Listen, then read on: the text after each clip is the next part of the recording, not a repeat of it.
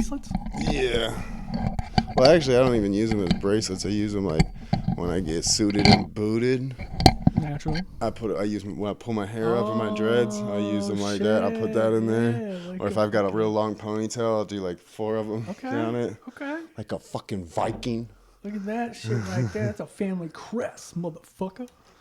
I just downloaded my family crest not too long ago. You showed me that, I think. I don't know. Like, I mean, do you just type your last name into Google and go family crest? And then Yeah, you just type in Ratcliff's family crest. Could there be more than one Ratcliff family crest? The name, the original, I believe that like the surname, the name, it will be traced all the way back to the original Ratcliff. And it'll give you, if you look up your family tree or whatever, to tell you like where all it. So like, we didn't do like. Like we're direct.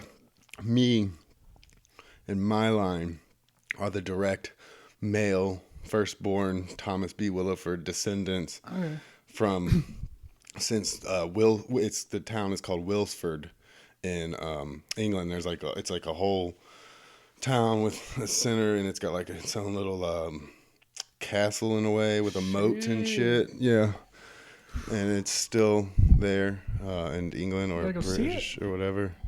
This belongs to me. Well, we came here. We came here as one of because the people that came here were like Columbus and all those guys. They were actually kicked out of Britain. They were these crazy fucking extremist, religious extremists, Puritans, as they were called, and they say they came here for freedom of religion, but no, it was freedom to practice their extreme religious ways. And everybody on the other side was like, nah, y'all gotta go. Like, guys, you gotta. Y'all are taking this shit a little too seriously. You don't have to go home, but you cannot stay here. So but the king sent knights and like different officers to keep order. Basically, they still until 1776 and hell of a year. Yeah, great year for tea. You know, I often think, and my wife brings this up every now and again, they wouldn't have yelled the British are coming because everybody was British.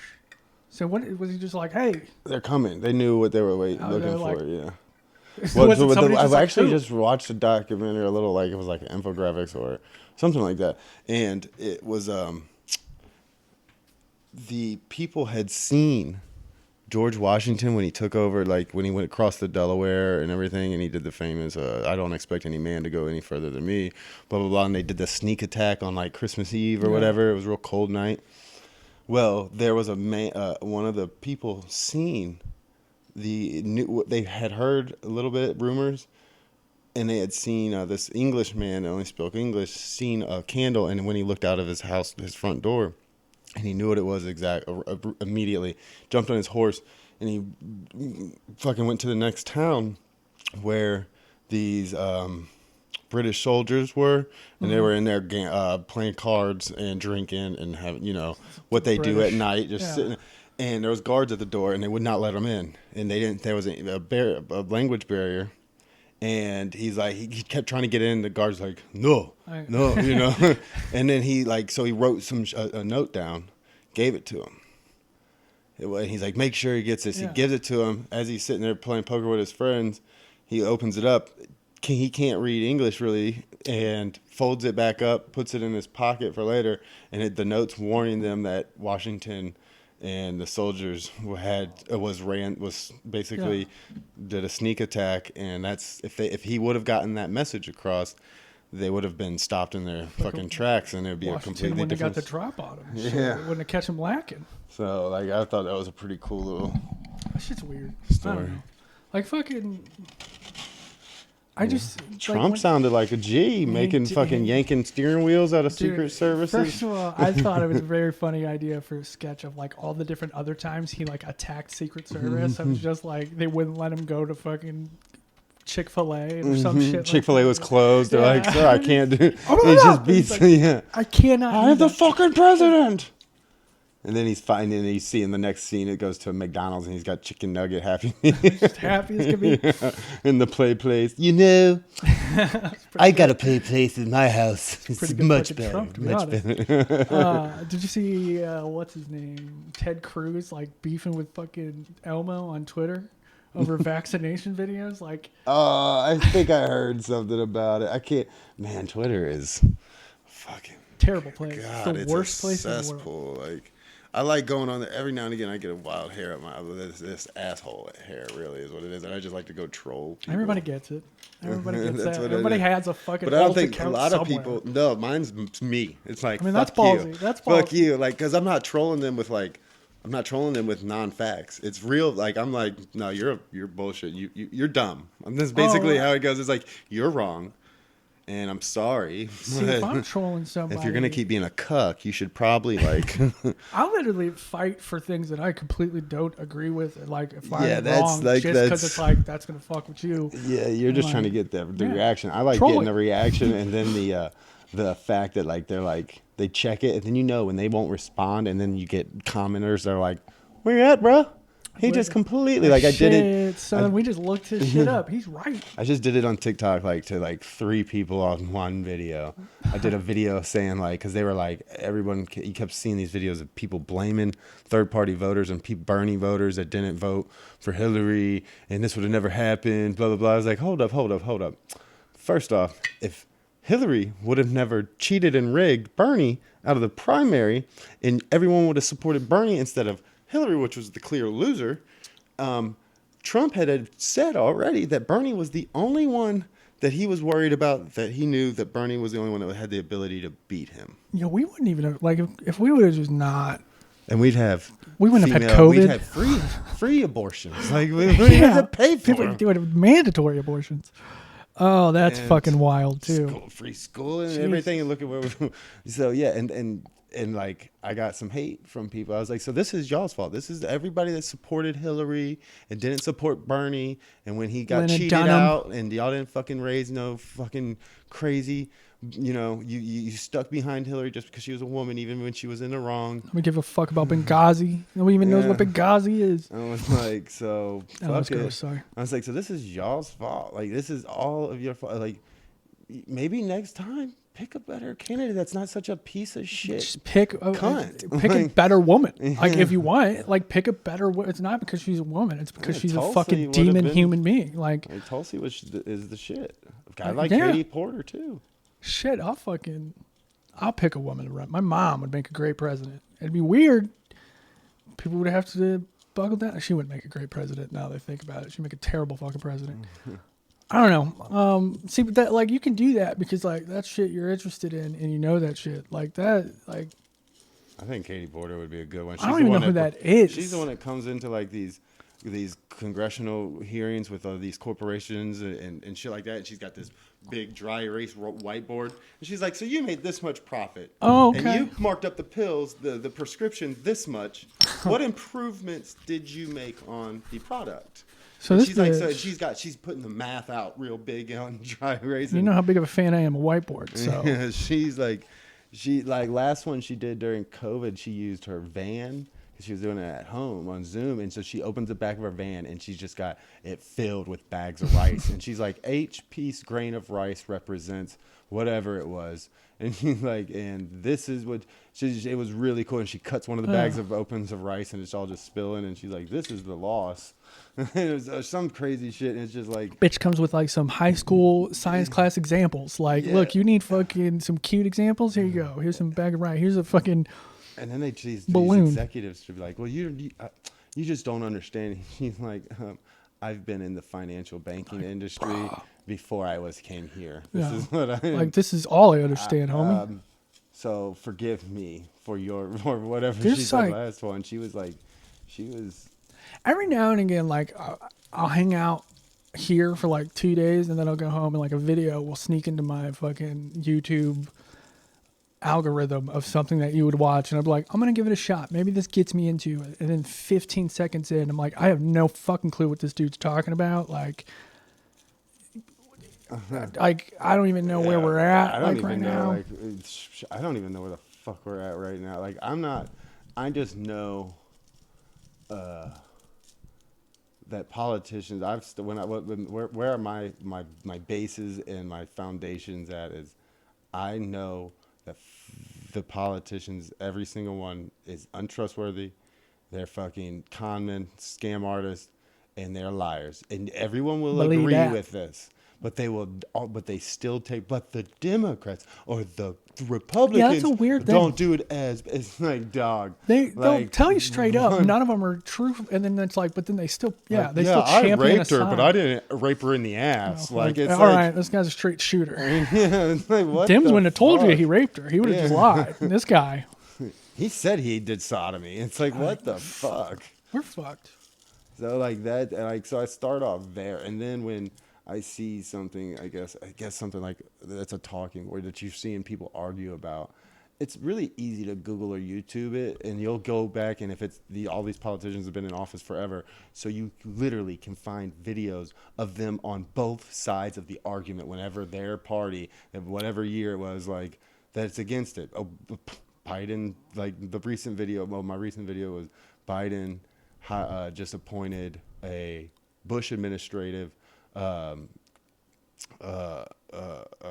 advisor that is a big proponent and advocate for, a big advocate for cutting Social Security. That's what he wants to do. Fuck yeah. And guess who Biden puts in as his advisor for that position, the Social Security position? This fucking Republican. Why is he putting Republicans in office, in positions of power as his advisors, and the ones that want to cut Social Security? That's not what Democrats want to do.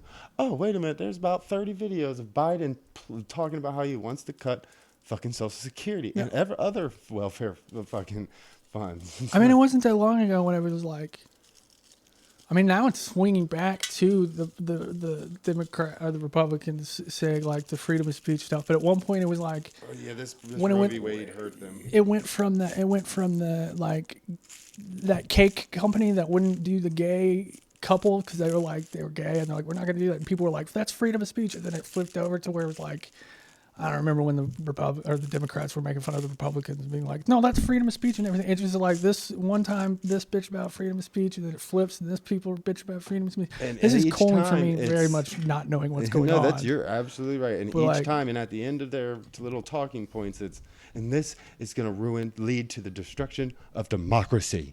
What I really We're kind not of a democracy. We're a fucking republic, for one. What I kind of realized is like I've Googled freedom of speech once and I watched a video and quickly realized that like nobody knows what the fuck freedom of speech is. Well, like, cool, got it. I believe it really changed during Citizens United bill that was passed, and it was like it basically made corporations people in a way. So they had a vote. They were considered people and have the rights of people for a vote. Yeah, that's weird. And like now, Ted Cruz actually just got one passed that they can give the unlimited amount of money and don't have to disclose to politicians for their campaigns. So basically, they can spend as much as they had it tabbed at like $200K, I think. Yeah. And now he went to the courts fighting about it, saying since corporations are people underneath what the court believes, and United Citizens Act or whatever it was, that's the freedom of speech. You're going against their constitutional rights to freedom of speech by being able to donate money. That's freedom of speech. It's like, no, first off, corporations aren't people.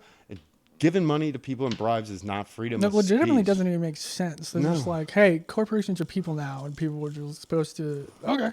I don't know, man. But whenever they get in trouble, they're not people because no one gets to go in jail. You can't put the fucking corporation in jail. No one ever has to take responsibility for that. They get fined. And every time it's like John Stewart says, anytime when they do get caught, all the SEC and the FCC does is they like, okay, well, you got caught manipulating and stealing basically this much money from everybody. But it was a white collar crime and you did it on Wall Street. So we're just going to need our cut. Yeah. Give us our cut off the top. You made 15 bill. We're going to penalize you $500 million. You're going to pay that out, and you're going to be fine. It's going to be fine to go do it again. That's what Wells Fargo did. God damn, why can't I be considered a company person? Like, why do I have to be just a regular person? Why can't I just... You actually are. Your birth certificate when you were born supposedly, and I've really looked into it, I but don't it's even know where really my birth hard to certificate's at. get into because you get down. Anytime I get into like the research, it always ends up with some fucking crazy sovereign citizen that thinks no laws like abide to them. They don't have to abide by any laws. They don't have to pay any taxes. They don't have to do any. They can speed. They can do whatever they want. That's some God-fearing, long-bearded Yeah, motherfuckers in the because backwoods. Like, they ain't touching my well, they're land. called state nationalists. Is they file. There is paperwork to be able to file for it, and you basically claim your sovereignty back from the government because you're in a what is it, an unknowing agreement with them. Your parents signed you as your guardians when you signed that birth certificate or whatever. That birth certificate created a fictitious straw man. That's why when you get your mail, it's all capitalized. Michael, Ratcliff, Okay. in all caps. And it says versus the state of, I've gotten a few blah, of blah, those. blah. So you notice your name's always in all It capitalized? is. I don't That like is that. your corporation. That isn't you. That's your straw man that was created in the beginning because you have to have a corporation to enter contract with the government. Some crazy shit. It's nonsense. Like that. I've gone down it and like I've tried to get the actual facts, and there's like one or two guys, but there are always so many of these sovereign citizen conspiracy nuts, and they never have like footage and like actual court cases where they've done this. They talk a big game. Yeah, naturally. Like you can pay off all your debts because of this corporation that's created in your name has an account, and there is. I've done it. I've looked it up. You can go on the Fidelity stockbroker website app and type in your fucking social security number, and you'll see it being traded. Because that is where, your social security number is tied to all these different. Feels like a fucking weird Matt Damon movie. Like, I don't like it. It's fucking creepy. It's a weird Ponzi scheme, and that's what we're used as. That's how our debt. That's what backs our dollar, because it's not backed by gold or anything else. It's backed by the American gross domestic production, the GDP. So each person brings GDP. Each person is expected to produce something in America to be. That's why it's against the law, basically, to be homeless and not have a job. Right. I went to fucking college, and I still, most times, like right now, I'm like 40% kind of know what's going on, what you're talking about. Like, other than that, I'm just like, and I went to fucking D1, baby. SEC, go Mizzou. So, well. How about that Johnny Depp and Amber Heard trial? I know you know. I don't know shit about that either, dude. Like, all I know is like I don't understand because I did not watch any of it. I just heard about it. At one point, I was like, "Oh, my boy Johnny's just getting framed," and now I'm like, "Wait." People are saying there's evidence that just was glossed over. And it's like this homie did this shit, and it's like, who the fuck am I supposed to believe? Because like, Amber Heard was acting wild as fuck, so like something probably happened to make her act that wild, or she was a wild bitch. I don't know. You've never had a crazy I've had. No, I've had plenty of crazy bitches, but crazy like you've seen in that Amber Heard bitches. But I believe they were just toxic together, and they fed off of it. It was that they probably beat the shit out of each other. They yeah, enjoyed it. It was that love hate. But he loves me. And also, it was kind of a bitch move for him to be like, I'm going to sue you for fucking talking shit in an article that I wasn't named in. Like, bitch, like, you're fucking Johnny Depp. Move on. Like, who the fuck cares you wrote an article? Like, you motherfucker, you were goddamn Edward Scissorhands. But she sued him first, originally. Okay, never mind. Then I get why I did it. Actually, I completely understand why I did it now. Where like, okay, bitch. She said she was going to donate all this money for that article that was written. They wrote it for her with a deal that she was going to donate half of the $7 million to them, and then another half of it to the something that didn't go to women of whatever Me Too movement organization or whatever. And Johnny Depp's like, fine, who do you want me to? I'll write the check out to them. And she's like, no, I want it to me. I'll do it. And that's some drug addict mentality, bro. Can I get some gas money? Yeah, I'll fill you up. No, I just want the money. Yeah, in the court, in the magazines, in the media, they're like, she's going around telling everybody the shit, and she's saying how she's donated this money. Comes to find out she didn't donate none of it. They've never received a donation. It seems like you said, both of them are just some scandalous ass motherfuckers. It's Johnny Depp. Of course he's fucking weird. Like, I don't know shit about her. I didn't even know who she was. She was just like she's a celebrity. Yeah, I mean, fuck. I She's just like don't. a chuckle fucker with high celebrities. I just don't really know celebrities' names like that. Like I know Johnny Depp because Johnny Depp. Depp. Elon Musk tapping Amber Heard. Who isn't he tapping? He's like the fucking new. What's his name? Oh God, fucking Saturday Night Live boy, Kim Kardashian's new boy. Oh, Pete Davidson. Pete Davidson. He's gone through. He's worse than Taylor Swift. He looks like a homeless heroin addict, and he's just banging the tops. Like the boy was wearing fucking pajama pants. He's got that big old pecker in between. He does, and nobody can tell if he's black or white, which I like. He's black where it matters. It's true. Did you see his Netflix thing? It was like a comedy. Like he brings his friends to do comedy, and they did it like popcorn style. Like the last comic brought out the next comic on. It was so fucking style? weird. I was just watching some of it. I didn't watch it. I watched the Bill Burr one instead. I was weird too. That one got out because I didn't think that was very good. No. It seemed like each one of them are working or have just put out their special. Jimmy Carr had just put out his Netflix special on Netflix. Chang, fuck. Oh yeah. The Jim, clearly. Dude, God, I I gotta like stop him. doing that. That's loud. He's Ronnie really, Chang or something like that. Yeah, Ronnie Chang. Angel loved his because she was like, "How does he do that on just like that much stage?" And it's like I would go insane. Like I couldn't do. It's like a tabletop of stage. Like that's not enough room. And then Bill Burr had like he wasn't like I don't feel like his was hitting all that hard, all that good either. Like his opening set really wasn't. Who else was it? That chick? Like I've seen that chick Rosebud, on TikTok. whatever her name is. The old like wild. Hey, yeah. Oh, dude, I love her because she I've seems like I seen want to her hang out with her. Yeah, I've seen her on TikToks, like The like lesbian bar mom shows, and shit? She's crushing it. That same material.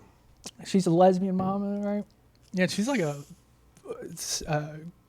comedy seller, like OG kind of shit. Like it's. See, I wish we had something like that here. I would love to fucking do that. I'm gonna buy a church. Like I said, I'm gonna buy a church. It's the veterans of the comedy scene I don't know, here. but In like, every state, it's they're the gatekeepers. They're the responsible ones for like showing the new guys and actually putting the effort forward to try to get these people to try to keep the groups, because we come together naturally every fucking week at some open mic. Like it's not. It's like we're all like kind of homies. Yeah, we're like employees. We're like coworkers. Yeah, it's like we're all too scared. It's like we just need to all hang out one night, throw a big thing of cocaine down, do a bunch of lines, and let that fucking shit you hear start that, St. Louis conversations. Comics? We're gonna do a bunch of cocaine. Pat, you'll be there. Because have you never? You know how cocaine be bringing out the fucking. I'll write an hour. Like, I'm not talking about writing. Just hanging out, doing blow, talking shit, because it opens you up to like conversation with other people. I mean, and you're not judging each other. You're like, oh, you do it too. So honestly, I just need to buy a church and do this thing. But make a scene like that. Like I watched that. Like I said, I just watched that when Stand Up stood out. Like I watched that again, and it really just. I've seen it once or twice, but I watched it the other night, and I was high as shit. I was like, wow, like, yeah, we need that. We need the house of all the comics chill at. And like, have you ever watched And if this was closer to a club, this would be perfect. My wife would not have liked it. She would not have put up with that back in the day. If I was when I got into comedy, she would have been like, oh hell no. Like, have you ever watched Flophouse? That's actually a really cool documentary. It's a series. It's on. It was a Vice documentary. It was done by. Lance. God damn it! I'm sorry. Lance Bass. No, Lance Bass is one of the boy bands guys. Something Bass. Lance Bangs. He was a photographer or videographer for Jackass. He was always famous for throwing up. Basically, it's each episode they go to these like weird, almost alt type venues in different cities of like. The first one's in LA, and it's just at comics that live together's house in the garage. But it's like touring comics that are just about. Oh, you're talking about in LA? They did that, and it was like in the garage. Mm-hmm. Yeah, I watched that. And they were like, just let comics crash there. Dude, that's why I started doing that. Like, that's why anytime I see comics coming here on the web, I don't ever get on Facebook, so I'm probably missing a lot lately. I would have them be like, I always reach out to the comics. I've even reached out to comics that I see that are like doing the garage at the Helium. Yeah. Like, look, if you don't got a spot, you can crash. That's how I got on that show at Alpha Brewing Company. What? That place. Yeah, it was all right. The second show that we did was better than the first one. The first one was like dead, and then the second one was a little bit more loose. Was Derek there? Who? The owner? No, I don't think Derek was. He might have been. He was in the news. Like, he found this cool ass fucking huge, like, it was either like a prohibition storage cellar or room. Like, it was a hole in the that's ground pretty that they found. Like, Is at that what his the house. fucking thing? Oh, never mind. It's It house. like Okay. fell down. Like, it was a hidden, basic, like, big, huge underground cave, basically. But it was all bricked up. I'll tell you about him later. Yeah. Basically. Yeah. One of the actually that show was like a big reason the church idea kind of came to, well, that and talking to the guy who runs the skating church place, the skate church. I don't know. That would be a perfect fucking little. It's a perfect little room, like, because that room's not hard to pack. That's a perfect room to start off on a Right show. there next to the fucking City Museum. Yeah, but just working on just being able to pack a room that size. That's a perfect starter. Like, somebody that's wanting to start shows and shit. But like, I don't know. Once I get a car, I think I might go searching for a bar to. it's somewhere gonna be. cool. I'm not doing a show like putting on one until I find a spot. I'm talking like that's a open venue. mic. Like, no, I'm not. I don't think I'll be doing open mics. I'll be doing more of like I want to do a showcase, and I'm gonna bring in, actually pay.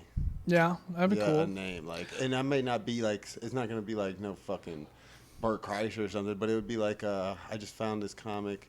I think he was here. Quentin said it. He thinks he was here a couple weeks ago, but his name's Brendan Ayer, and he's fucking hilarious. He's one of the most underrated, I think, comics out there on the scene right now that people just ain't paying attention to. He's just a basic looking straight white dude but he's got fucking jokes. He's got this one joke, and I'm not trying to steal it or put this shit out there. It's on YouTube, so it's not like I'm stealing it. Everybody can go look at it. Look it up. Brendan Ayer, Eyre. But he's talking about, he's like, he comes out and he's like, you remember that kid in school that would be like, he'd say, put your hands like this. Oh my God, I've seen this guy. And then you would put your finger there, and he's like, now open it up. He's like, that's what a vagina looks like.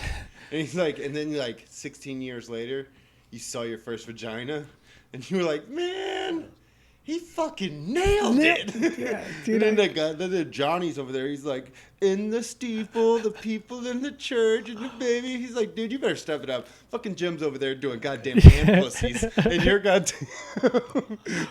I have seen that guy. That's fucking great. Yeah, something like that. But like, I kind of think the idea I'd want to do an open mic is because I've done an open mic before, but it was when I was very early on starting off. I had no idea what I was doing, and that went poorly. But it lasted long enough for me to figure out how to do it. And now that I have the confidence of a comic, like, now that's not another thing that I got to worry about. I'm fine with that. I could easily put on an open mic, and that is a free stage every week, guaranteed for as pretty much longest time you want to do. If you got a good spot and a good group of people that you can build that honestly, crowd, that's the biggest thing. I think everybody Charles, works about is like needs to work on. I think, but that's on all of us. I was in St. Charles on Main Street, and I just put it out as an open mic, and like it got enough people there to where, I mean, for the first couple weeks, it was like there'd be 4 people, and it'd be like, cool. What we're gonna do is like, if I know you and you've done stand up and you're established, like, work on more time, work on like 10, 15 if you want. Yeah, I've learned though the comedians are gonna come. Like, that's whatever. If they're really gonna come if you can put asses in the seats. Yeah, that's the goal. But like, that's the only thing you need to worry about. I've learned. Believe me, I had fucking every comedian basically in St. Louis, and that I had worked with outside of St. Louis, written down on when I wanted them, months ahead of schedule, who I would want them to be on the show with, and everything, and trying to get them. It's like worrying about having certain comics or having they're gonna be there. They want the time. They want the stage time. Like, there's not many, unless you're going for like, what's his name? I've never even talked to him or really listened to any of his shit. But what's the guy? Right. It's like a Samoan looking dude. And not Samoan. is he famous or No, St. he's Louis? around here. He's got he's kind of stocky, short, dark black hair. Dude, I don't know nobody anymore. Yeah, he's got like he's fuck. What's his goddamn name? I don't know fucking people at all. He like did a special out here. Oh, that seems like it may have made Rife. Not right. Rafe Williams. Yeah, Rafe. Wears his black shirt all the time. He's kind of like taller. He's a white dude, but he's stocky as fuck. Yeah. Blue jeans, black V-neck. Sure, yeah. Yeah, it's Rafe Williams. Rafe Williams. Yeah. Yeah, he did a special out here. Yeah. Yeah. So him, like, I've forgotten now what I was even saying why I was bringing him up. Oh well, no, he's like the only ones like I didn't like him and Greg Warren.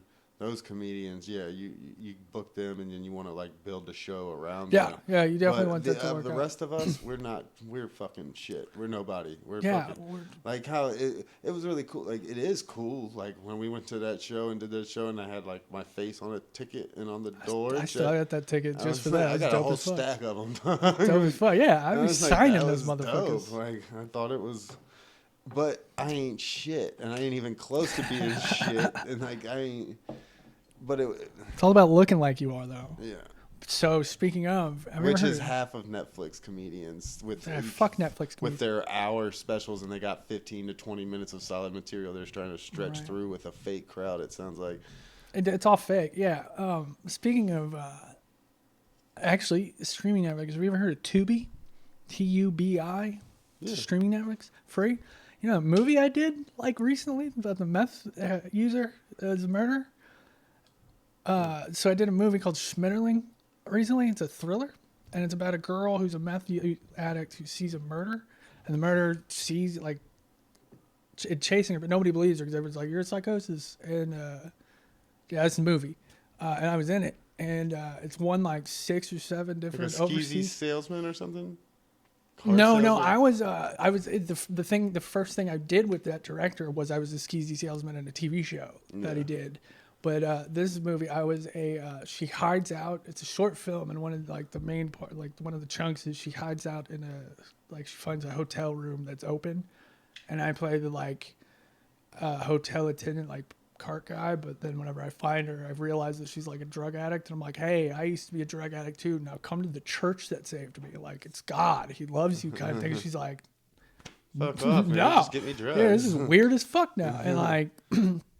She was dope. I don't remember the girl's name, to be honest. I'm sorry, because I mean, we only worked once, but she's fantastic. I watched the movie, like, we've won a bunch of awards. We're going to Tubi, apparently, like, tomorrow. And I watched the movie, and it's like, there's no reason.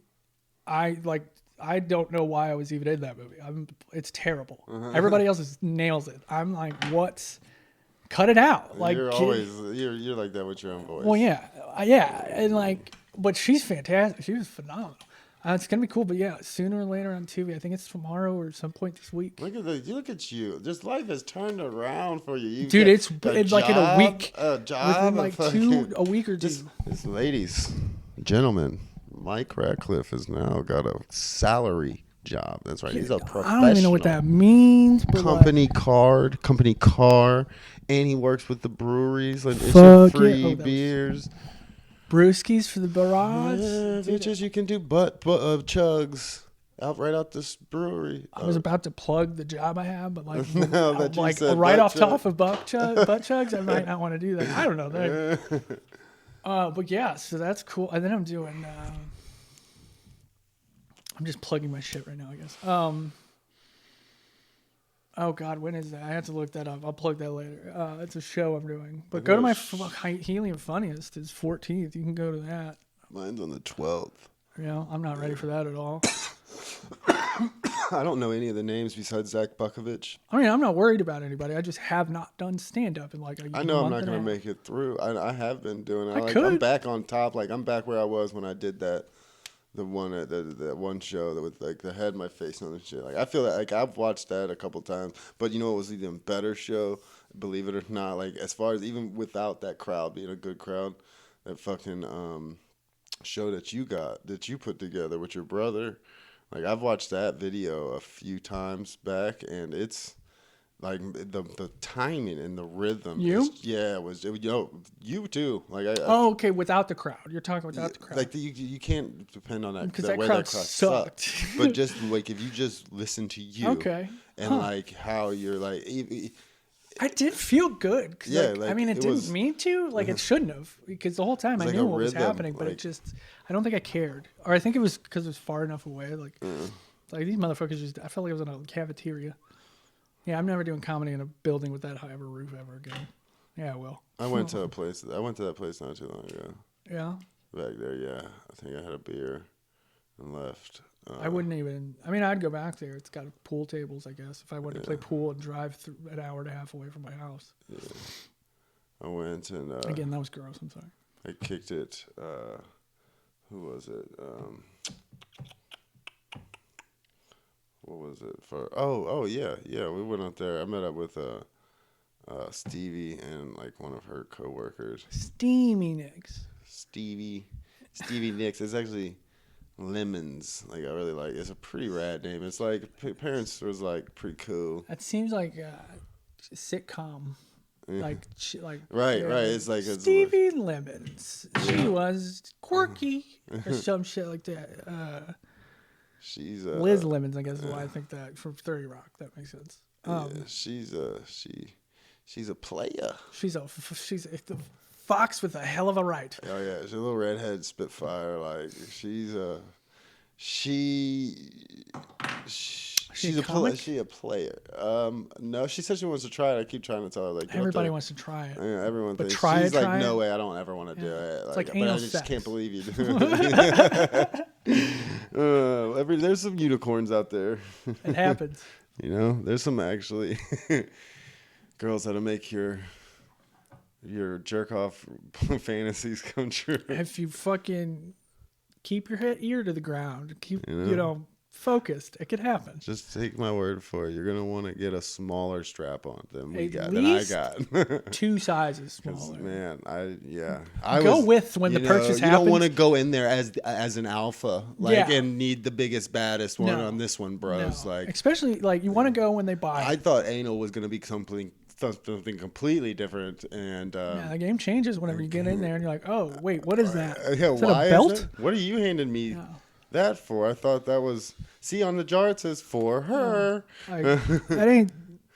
No, What anal eats? Like, whoa! What are you doing? I ain't about it now. Turns out not as hot as I thought it was going to be. Then next thing you know, you're into anal. Who knows? Did Try I say it. 2? Try it. Yeah. Fucking road trip. Yeah, they're one of my favorite movies as a kid. That road trip.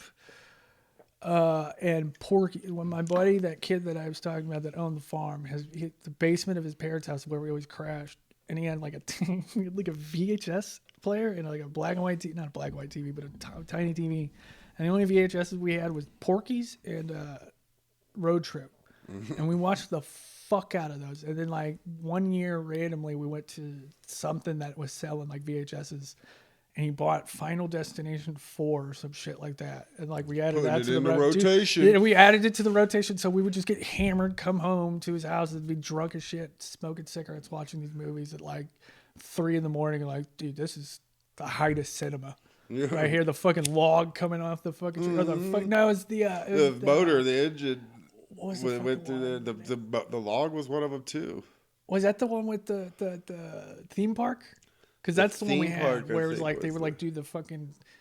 That was like number 3, 2 or Yeah, 3. that was the one we had. Yeah, that was with that all one the had a lot other of tits kids. in it, so it was a cool Yeah. movie. But so did Porky's. So it was So like did the first Final Destination. yeah. That was gangster. Like really, we bought all 3 movies we had in that rotation were solely because it was like these are the most amount of tits you're gonna get out of a movie, really, unless you go like Debbie Does And Dallas. Road Trip, you get the unrated one. You do.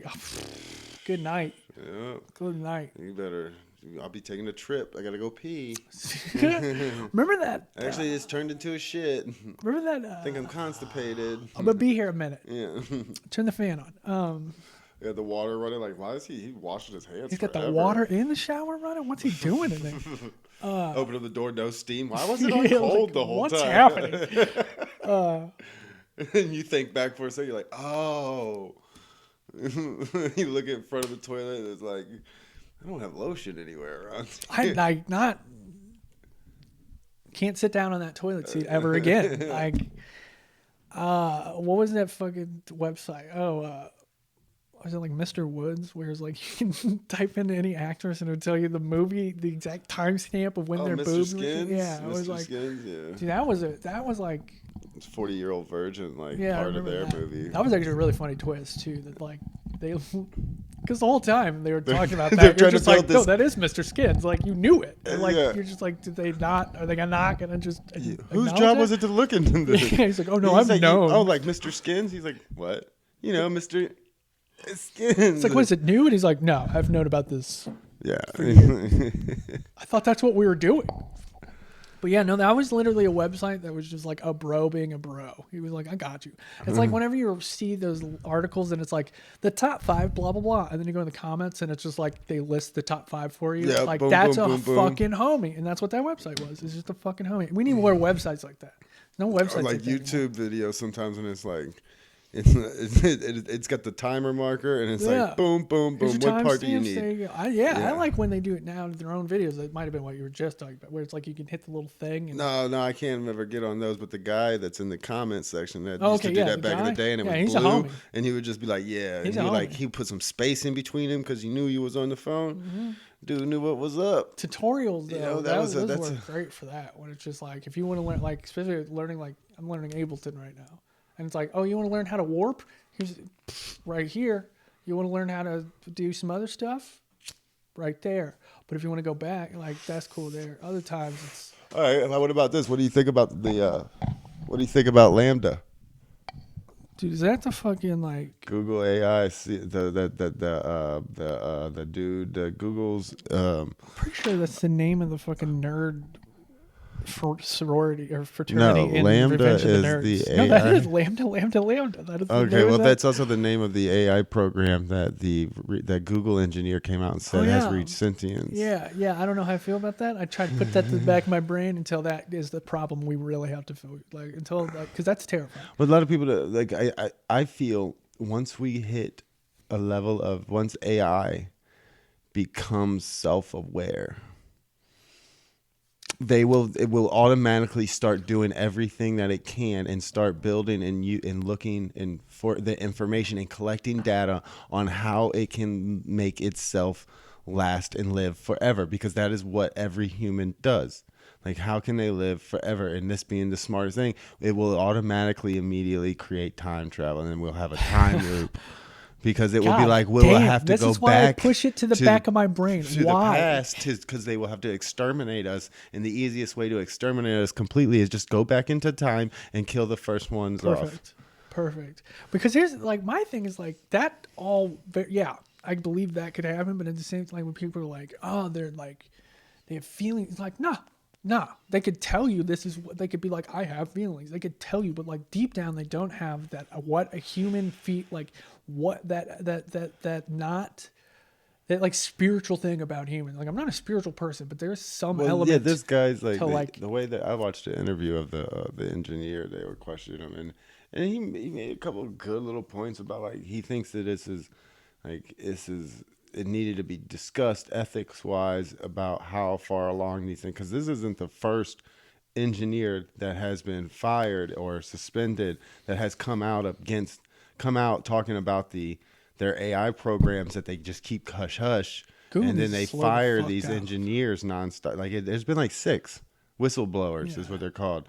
Like, and like, yeah, you really don't hear about it because Google controls most of the links you go to. Anytime you really don't see all this stuff. And Google but needs to he's slow the fuck down. This guy and multiple engineers have come forward, and some of the top ones in the world, because they work for fucking Google, have come out and been blown the whistle on some of these how intelligent or how the way it's being used, or like it's the money. Like the ethics is basically what they're coming out for, and it's like 6 whistleblowers have been fired or let go and railroaded from Google to just keep it all hush They hush. know what they're doing is not gonna end well. Allegedly. It's not gonna end well. But they also know this technology, you could literally do anything else with it that isn't terrible and still probably get as much money out of it as you can. So it's like, why? I don't. I Like, don't. figure I think. what else is such I think a reason Elon to keep has it. doing I think this? Elon nailed it. Like, cause Joe Rogan asked him about that on the Rogan, and it was like,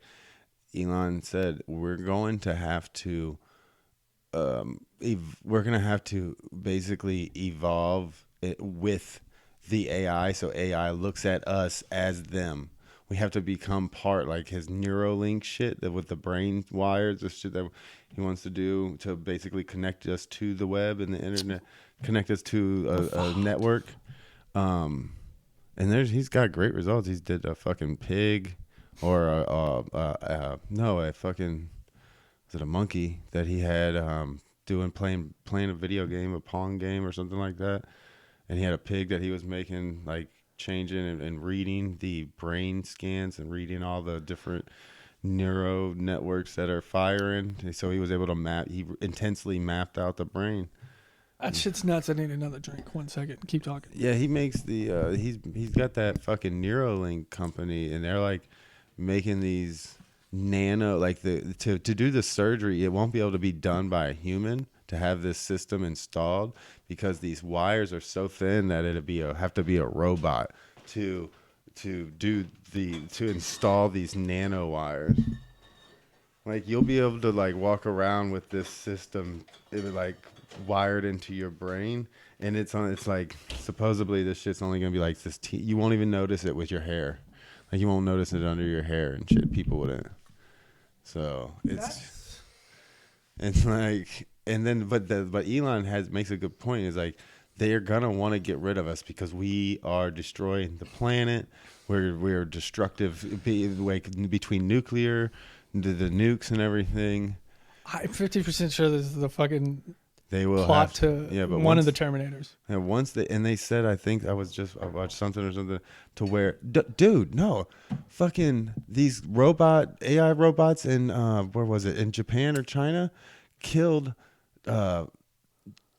was fuck, I don't have my phone, but it was like 19 scientists was killed by fucking robot that went crazy in China. No bullshit. I had to look it up and Google it. This is like Snopes and all of those fucking fact checkers. I don't even know if I believe Snow. I don't either. I don't believe any of those fucking paid for things like that. You're gonna be a credible source. Don't call yourself fucking Snopes. You fucking weirdo. Like, yeah, and then be a Snopes? complete cuck for one of the two sides. What's it called? Continue. I'll remember it. But yeah, That's the second letter I've given you. I'm sorry. They I looked it all up, and it was fucking real. This happened like in 2017. In the article, it was like there was a little blip on the media.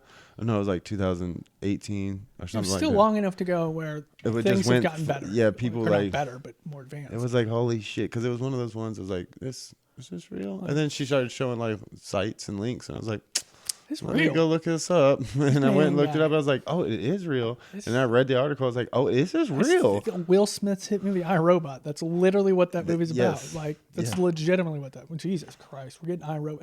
Will Smith's movie is the one that happens first. I don't like that. Yeah, dude, that's. Oh, what was I gonna say? Oh, all God, is it allsides.org or all you sides or something? I don't know.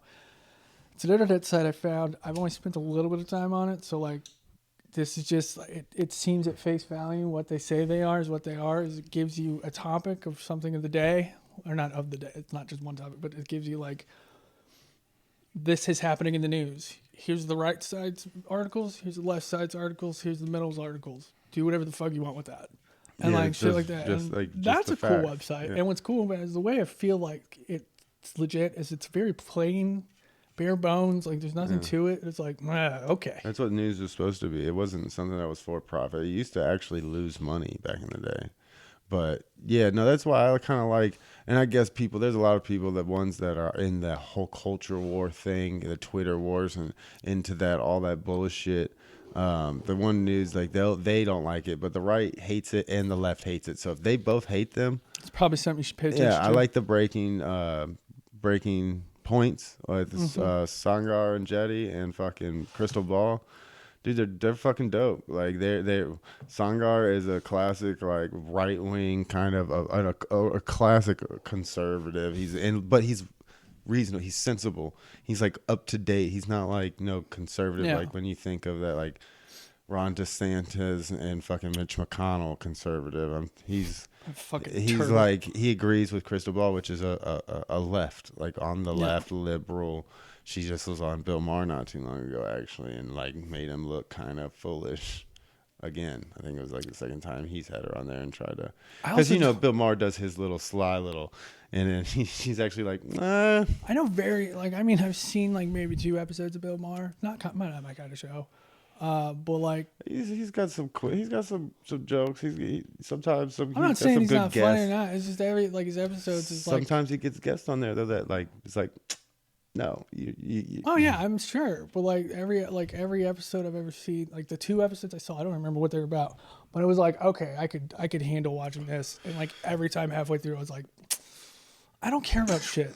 Like I don't know. Like I'm a piece of shit in the way that's like I look at the news mostly. When I look at news, the most times I'm paying attention to it, like as like in the mornings I wake up and I'm usually look at my fucking portfolio, and I look at certain stocks that I've just always as a habit have always looked at and watched and seen how they're reacting to the market, because that is part of like if you want to become heighten your chances of being able to know a stock better is like pick a couple, 2, 3 at the most, really, and just look and watch it every day. Look at every piece of news that comes out.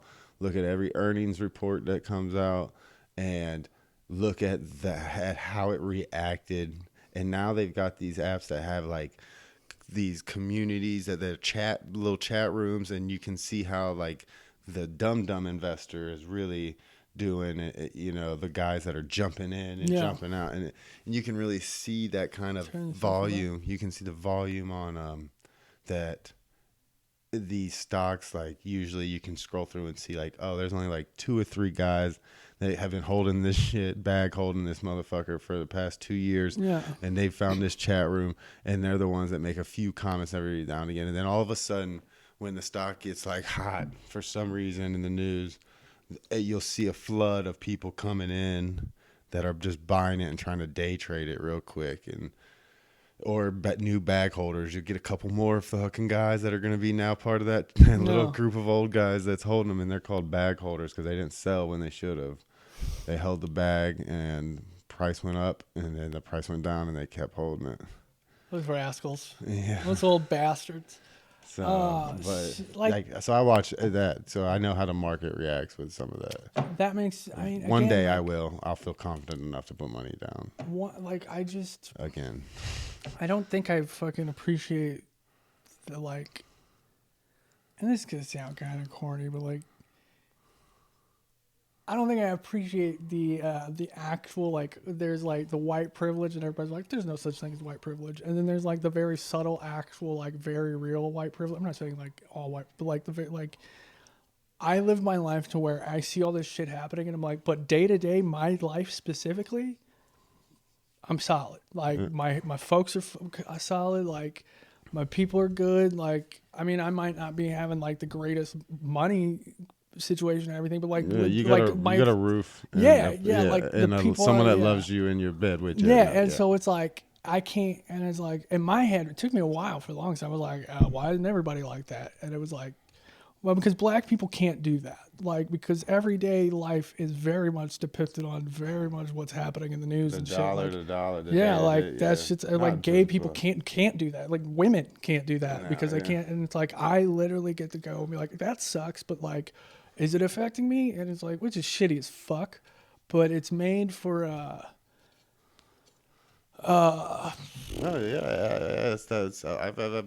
People ask me that question, and it's like.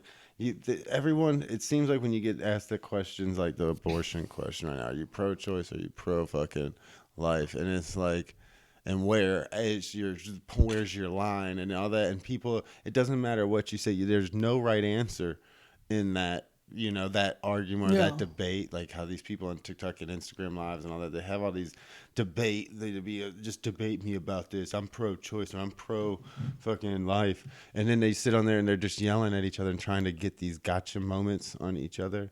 And it's like, there will be no right answer. So It's I have weird. an answer. Like if they're like, no, I need to know. It's like, all right.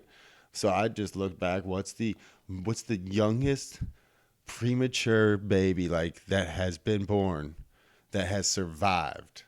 And it was like I looked it up and it was like 21 weeks. I was like, boom, that's where I put it. No baby before 21 weeks that has been born before 21 weeks has ever survived out of the womb, with even the hospitals and stuff.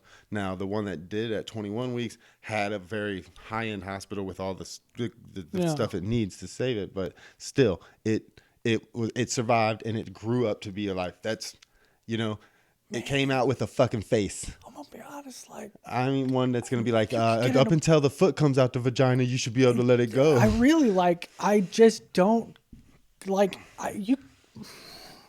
I'm not making a joke. No, if I'm you not making a joke. if you put me on the spotlight and you're like, what is it? What's your answer? And it's like, I'm 21 weeks because that's the one that's how I had to use some kind of statistic in my mind. I was like, I just have to use, and then I was like, there, because 21 weeks is pretty far along, ain't it?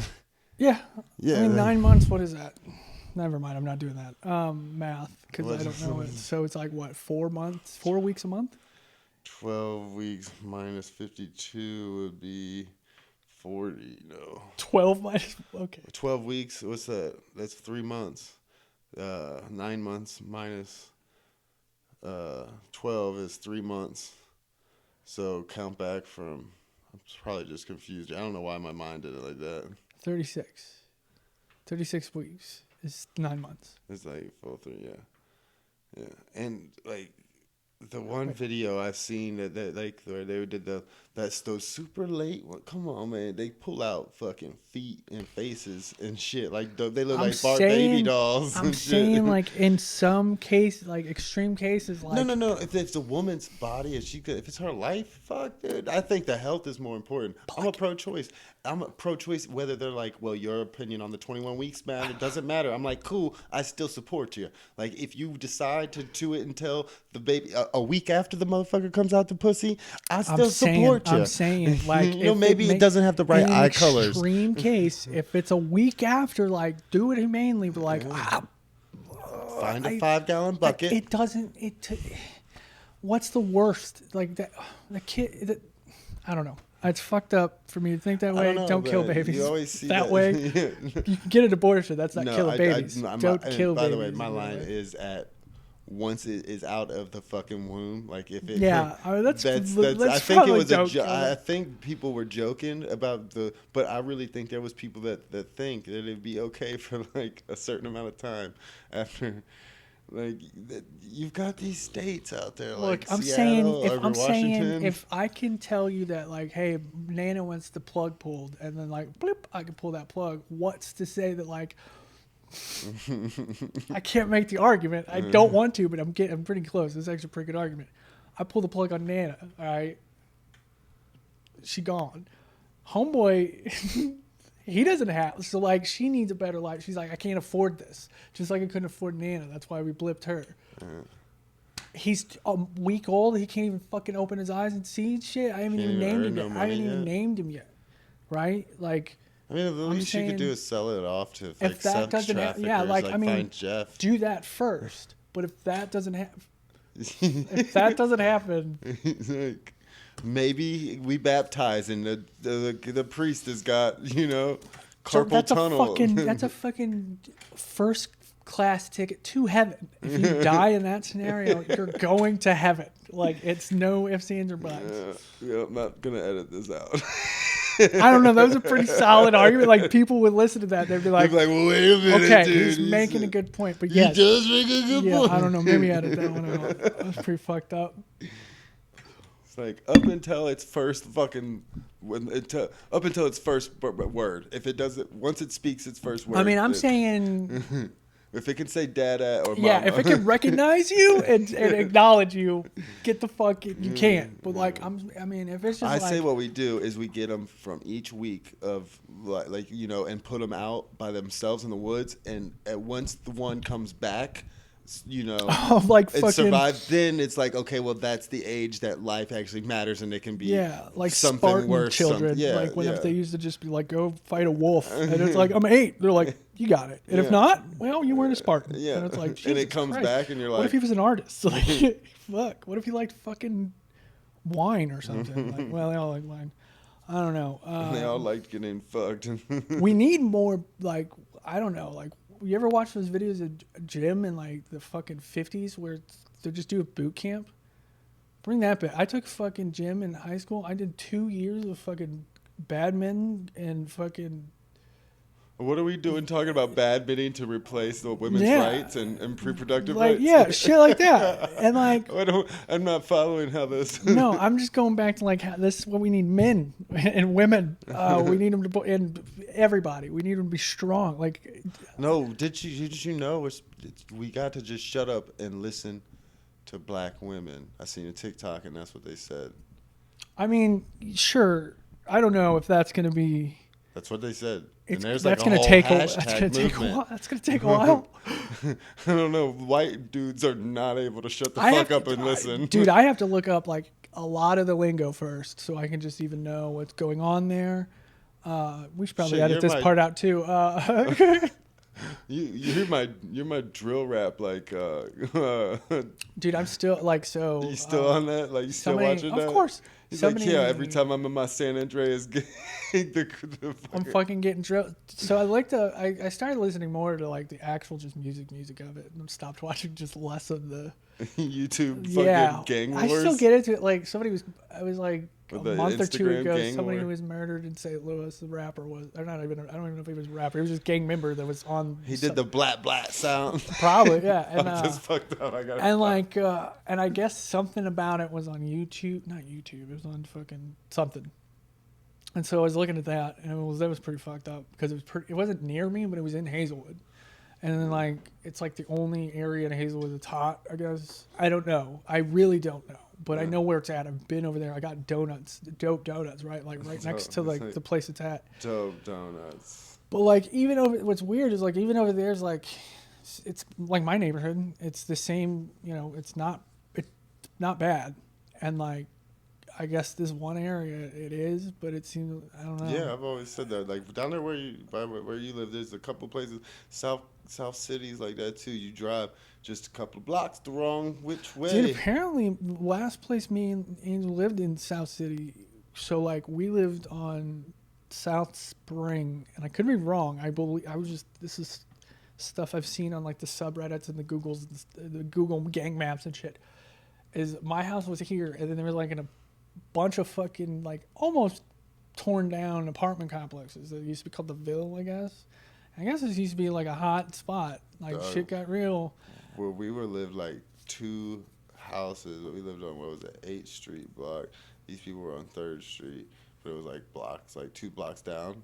The fucking cartel got like I'm talking like hundreds of keys of drugs, Dude, keys of like heroin and meth and fucking up over $1 million cash, weapons, all this shit in this little old lady's house. There was like this Mexican cartel. It was a ring of them. There was like 3 different places that got busted and neighborhoods got like shut down. I don't know. That's scary. I don't fucking talk about them. They fucking scare the fuck out of me, dude. It was like holy shit. Like fucking Paco got it held down. Scare the fuck out of me. Like I've never dealt with them. I don't know. Never mind.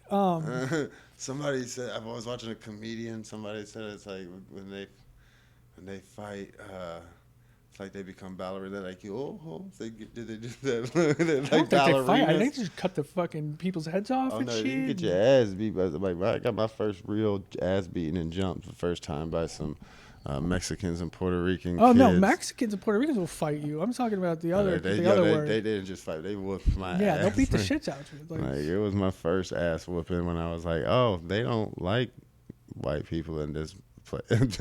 Like I learned real quick. I got beat up by a little slice of everybody at some point in my life. for various reasons. Well, I lived and went to a lot more predominantly when I was younger, and lived with my mom and my stepdad. Like when we first moved out here, we went to some rough schools too when we first moved out here. Fox, baby. No. No, I We don't. was on this. We were out there. Like the superintendent of the schools took me and Megan out and put us, my sister Megan, put us in this magnet school that they didn't like because they were like, it's just probably not the best. Like, we were literally the pinkest things in that school, like high besides school, the crayon pink. Vasani? That high school that's like Vianney, their basketball team that like never lost in the fucking 2000s and shit. Like, the only reason I know that is because, oddly enough, my brother's senior year, their basketball team beat that basketball team first time that like Vianney lost. I think it was Vianney. Could have been a different team. Lost in like fucking 9 seasons. It's a big deal that they were like, who the fuck is this? Oh yeah, there was a couple of teams that would show up during tournaments that weren't usually in our league, and it was like they're in high school. Like, that ain't a high school. This is like bench warmers where the dude's got the fucking little crayon birth certificate. I am 12. Yeah. It says, my man drove like so. Dude's like dunking from free throw line. When I played Pee Wee football, like he did the LeBron James dust thing. Are you serious? Everything. He did. He fucking. He's got the sleeve span. I can't do it. 360 dunk. That gets a 10 at the fucking dunk competition in the NBA. He did it in high school. Warm up. Yeah. For the pregame. He put his nuts on my face. But like, I bit down. What else are you gonna do in that situation? Well, I mean, we were gonna lose. I fouled out. So what? But he's gonna call me. No. When I played Pee Wee football for like I played for the same team with the same coaches and the same players all from like my whatever year I started all the way until I went to high school. The last year I went to high school was the only year we played St. Charles Folk. Before that, it was the St. Charles team, the St. Charles Buccaneers. And we were really good for like a Pee Wee football team. We were very good for some reason. Like we had just all the fucking units that worked, and we stayed as a unit, which made it really work. Like everybody bought it. It was weird. But we played like Matthew Dickey, U City, Jennings. Like we played like in areas that were like they were in preschool. And like homies were like.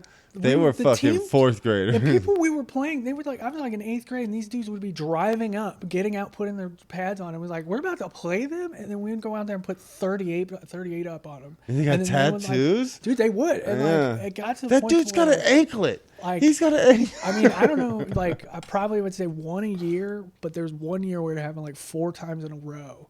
Where games got called because there was a shooting either at the field or somewhere in the vicinity. They paused the game to throw needles and fucking shit out at off the field. That was rugby. That was actually at when I played rugby, the Forest Park field, where they put the rugby players. Like they would legitimately before the game, each team had to stand like back to back almost at the middle, like the middle mark, and walk the field and look for. It was just like. Dangerous objects for the rocks, and it was like everybody knew it was because you're gonna find a syringe. Yeah, it's gross. And shit. Now the fields are nice, but they don't play there anymore. Dude, so like it was. What was funny is when we went to the St. Charles leagues and shit. So the St. Charles leagues were like the junior Spartans, which was like the high school I was going to, and the junior Vikings, which was like the Francis Howell team. And we went to high school middle school with all those kids. But, like, we played this league. They played in their little fucking St. Charles leagues with a bunch of white people. And so when we're coming in, chatter starts. And they just start talking shit to us for some reason. And I guess the reason was they didn't, like, the people that ran that. This is weird. Like, this is very weird Pee Wee football shit. The people that ran that league, like, the coaches and everything were like, no, we don't want them because who they played. Like, it's like, no, they're going to come in and they're going to fucking change the way we play football. And like our team is just like, yo, we just don't want to travel anymore, we want to stay here. Like what? No, like that's kind of like it's football. Isn't it just all this? It's Pee Wee football, dog. Like isn't it the same thing? 4 quarters. So like 3 bases, home runs, 3 strikes, you're out, right? Pee Wee football. Are we on the same page? What we didn't realize is our coaches had also gone through the 5-6 years of like playing inner city like Smash Mouth football, like where we just talked shit. Like you had to talk shit, and like they had to too with these coaches and shit. So like when our coaches were just kind of like, oh, you guys are scared.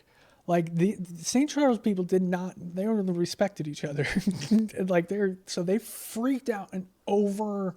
Like they were just like, these motherfuckers, bring them in, we're gonna whoop their ass, and like led that down to like we would have friends that played on like the junior Spartans or something that would like fuck you, and it was like, it's just football, man. Like it's fine. And then like when the junior Spartans, we all just be a team and get along, right? I was like, dude, it's just kind of we don't really care that much. It's fun. Like I mean, we took it serious, but at the same time, I was like, I'm not about to let this bleed over into like when I'm at middle school.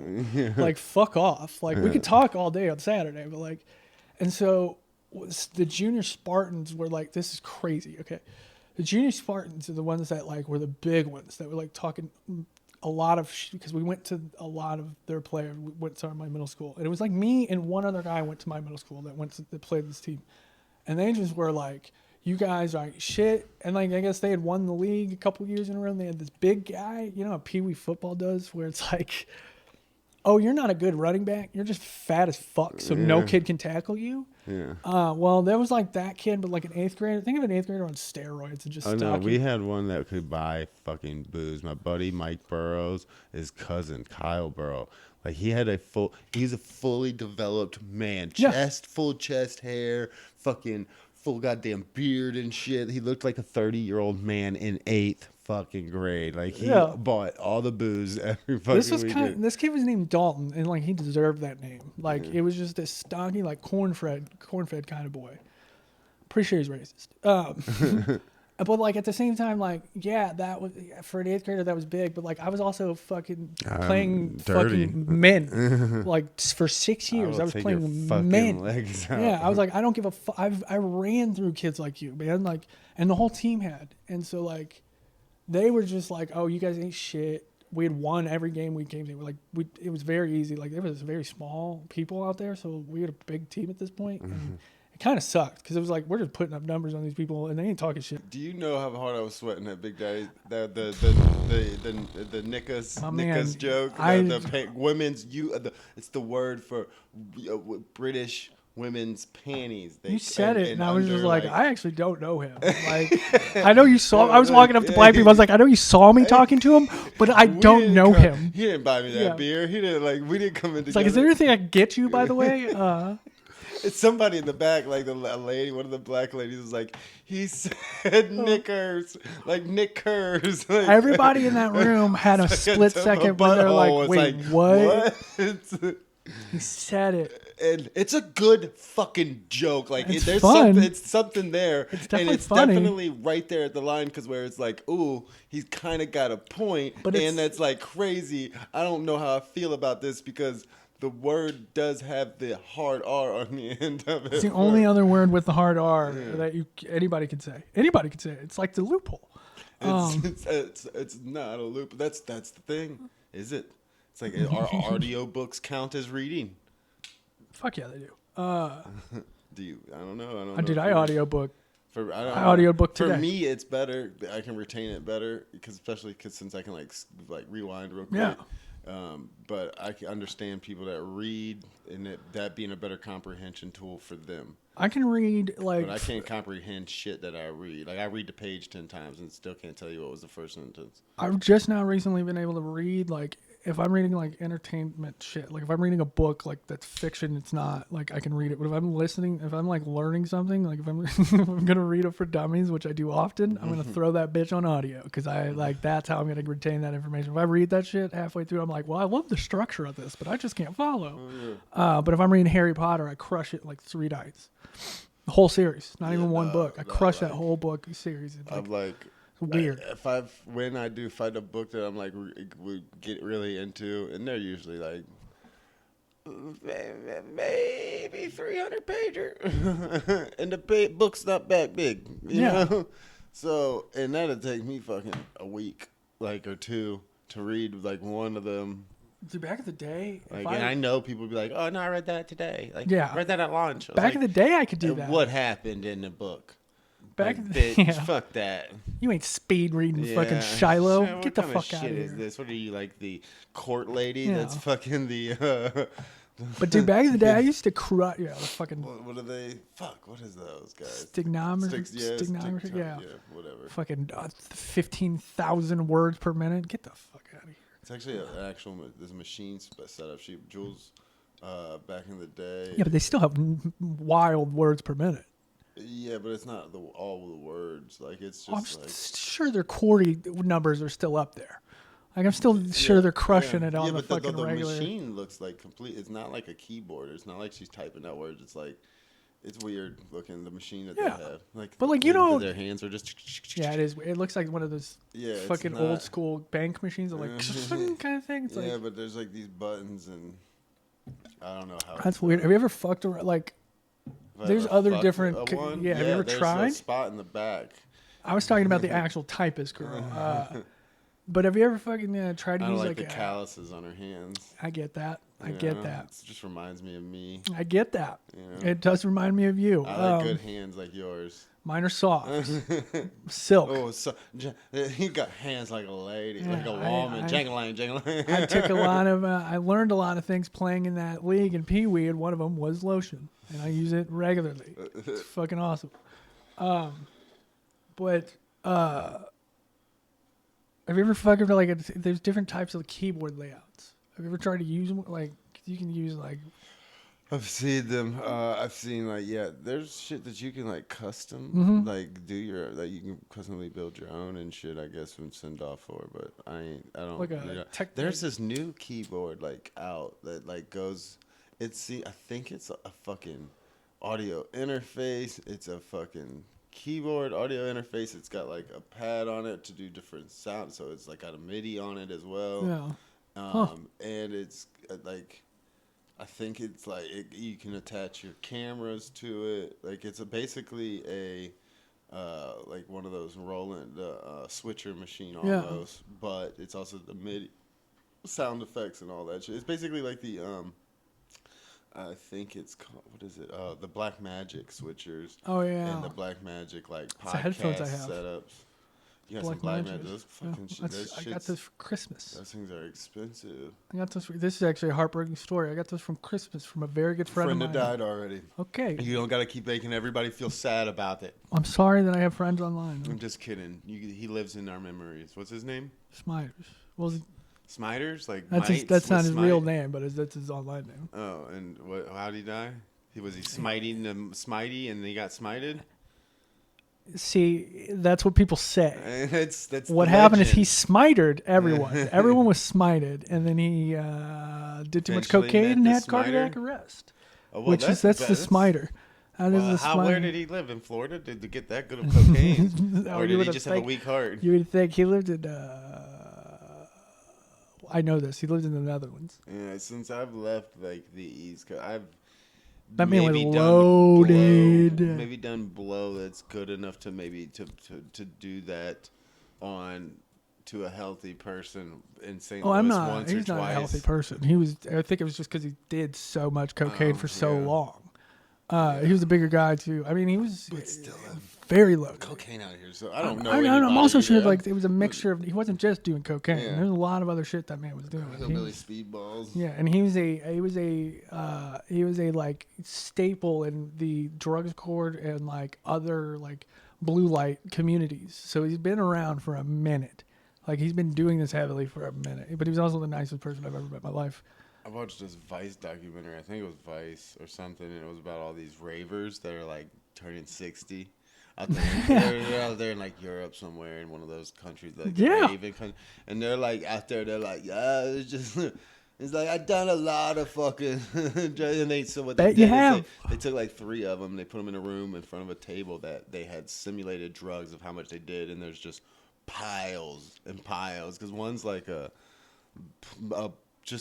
what is it called over there? It's like the Playboy, just like that's what he's known for, the party and the spotlight, like Johnny Party. No, Johnny. I have no idea about all that. Yeah, there's the kind of a rock star, but he doesn't have a talent of a rock. He's just a partier. He's just a fucking legend for no all reason. The raves, like everybody knows him.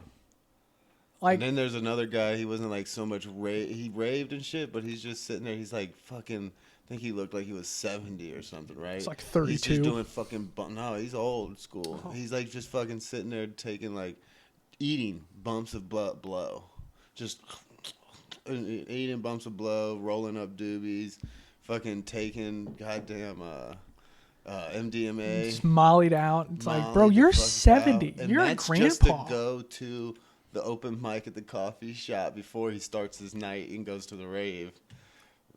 How do you maintain a life that long doing that? That's what I don't know.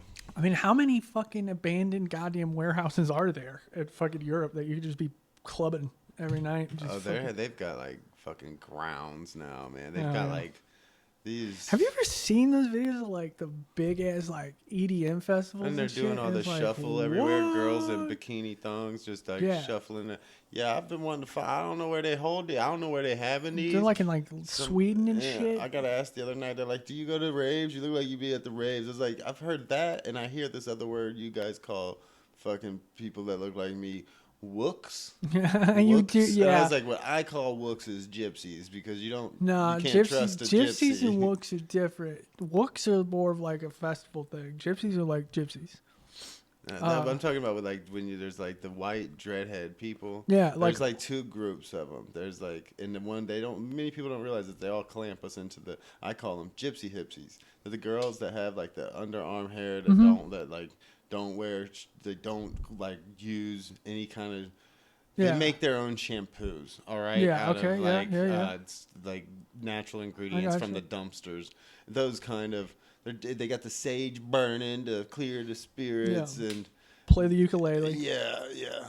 It's just all raw nuts and meal, like yeast Yeah. ball. And then you've got the dreadheads like me, like that were just like, I don't it's know. just going to dread up and that's what it's doing, bruh. And like, I think there's a little bit more to it because, like, look, the hair when for a long time when I was in my teens and 20s, it was kind of me. I looked at it as like that was part of me, and now it's just like it's just what I got. That's think, just my like- thing. It's just I've had it for so long now, and it's like I can't.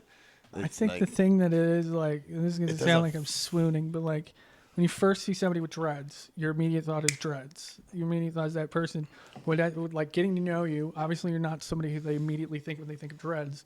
But then getting to know you, like seeing you more often, it's like, yeah, but like once you really see, he's like, he's kept, he's fucking fit. God, he's fit. He's gay as fuck. He's fit and he's like put together. Clearly, like has things going. Like it's clearly a different story here. Like it's kind of thing. And it's like that, but that's because the first thing whenever you see dreads, and I mean, I get it. I look homeless. The first time people see me, they're like, oh, and I'm in the right. They usually guess with the right, but it's because that's what I live. I'm okay with that. Used to do this shit. Like I did it all the time at the Blockbuster when my dad would take me. love Blockbuster. We would go there all the time back in the day. My stepdad and like I would be like, "Hey, pops, dad, across from the store, can we get this movie?" And white people would be like, "Who the fuck is this white kid talking to? Hey, you ain't my kid." Yeah. And then like I walk up to them and I'm like, "Can we get?" And they're like, "That's your kid? That Dennis the Menace looking little fucking." Call the police. yeah, and like.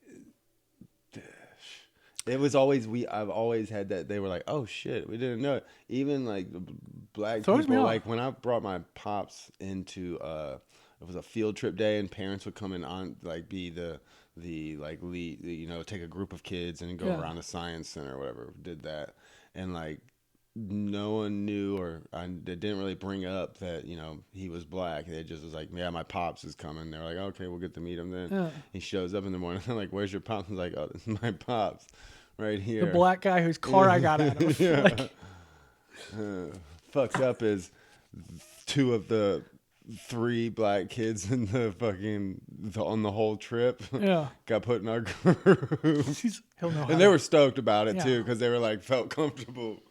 I get this man. He's got a joint. I have it's weird because like this is gonna sound. Fuck it. I have friends. I have like 2 lesbian friends that I made like through rugby in Nashville. And they've gone on and they've gotten married, and they're 2 black women. They've adopted 2 white children, which I was always like odd. But like I've hung out with them with their kids and stuff, and they've like, "Which one's yours?" And they've like pointed, and it's been like, "Yo, there's a sea of white children right there. You think you got to walk up to him and put your hand on him. Like you can't like. Yeah, you're pointing to a bunch of fucking. It's weird because like they're both. They all look. All the boys look like Opie, and all the girls look like fucking. And what's interesting, Rhoda from the Bad Seed. Is they're both very. They're both very much. Very much into the like their culture is very important to them kind of thing. So like these white kids are like cool as fuck. Like they're young. They're like. I mean, I think they're like 7 and 8 now, but like you'd see them and be like, "Hey, you heard the new fucking?" They'd probably be like, "Hey, you heard the new Cal Scrubby joint?" And be like, "The fuck?" And it's like, "Yo, it's hot, right? Like, check out this beat." And like, one of them's like a musician, and like just, I mean, I think it's like a power you get. I thought it was like something like you had to be born like as a black child or something. No, I think they got adopted, and it's just the power that they got, where they got rhythm and like the ability to like. There is a definitely like that was.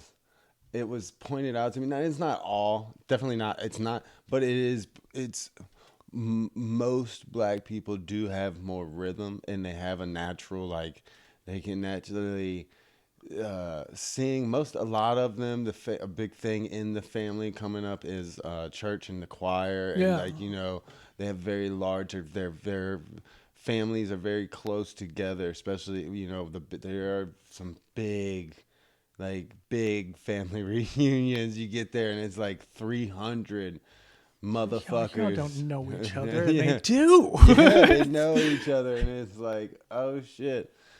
And it's and singing has just always been something, I guess, because believe me, I've asked, and I've been like, because my dad told me all the time, why you just one of them white people that ain't got no rhythm. Most white people ain't got rhythm. Hurts. Y'all can't jump. You ain't got good rhythm. You ain't got rhythm. I could dance. He always did say that. Like, I won a talent show as a kiddo in school once for like dancing and shit to some. Just bopping. Yeah, to NSYNC song. Not NSYNC. Fuck it was yes. just Justin JT. JT's a hero. Like, get the fuck out. Yeah. So, but yeah, I had that, but I could never play. Like, I had a guitar, just nothing. Couldn't learn it. I had a keyboard. Couldn't learn it. I had all the other instruments in the household, bass, fucking everything. My stepdad can play it all. He's like, he can't read. He didn't read or write music, but he could play. He could listen to it on, like, that's how he would practice. He'd hear something, he'd put music on, whatever he picked. Like, he played a lot of jazz, so he'd put some new jazz on, and he'd just sit there and listen. And his like what he played on before, last thing he was really working on and played the most was the bass. He'd really gotten into the bass, but before, growing up, it was the keyboard. He was like he was a whiz on the keyboard, like harmony too, like R&B. He can sing his ass off, like sing. But so for some, like he used to do concerts out in Forest Park back in the fucking like 70s and shit when he was a little tyke, like 60s and 70s. They thought they were Michael Jackson. Like, there's a picture of him and his brothers. The fucking froze. Sliding down on They're bitches, set up man. on my Uncle Billy, because he's always worked at GM, and he would always have big ass fucking like huge, the big body, goddamn convertible, whatever GM they had, like the Lincoln Continental fucking and Cadillacs. He's always had a Cadillac. But yeah, they're all up there, and they got the bell bottoms, the fucking tight shirt. They literally thought they were the Jackson 5 and wanted to be, and they would put on concerts and shit in Forest Park, and they get to do all that.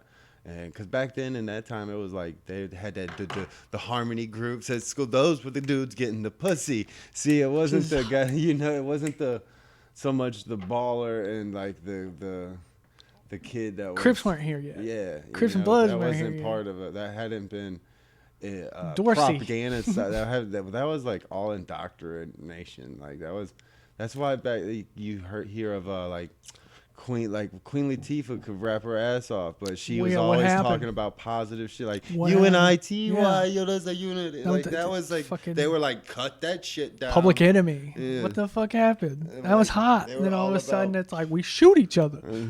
Yeah, that was what they brought up, and like that's conspiracy's been out there for a while. Like a bunch of different artists have come out and read that transcripts or whatever about the letter from the music.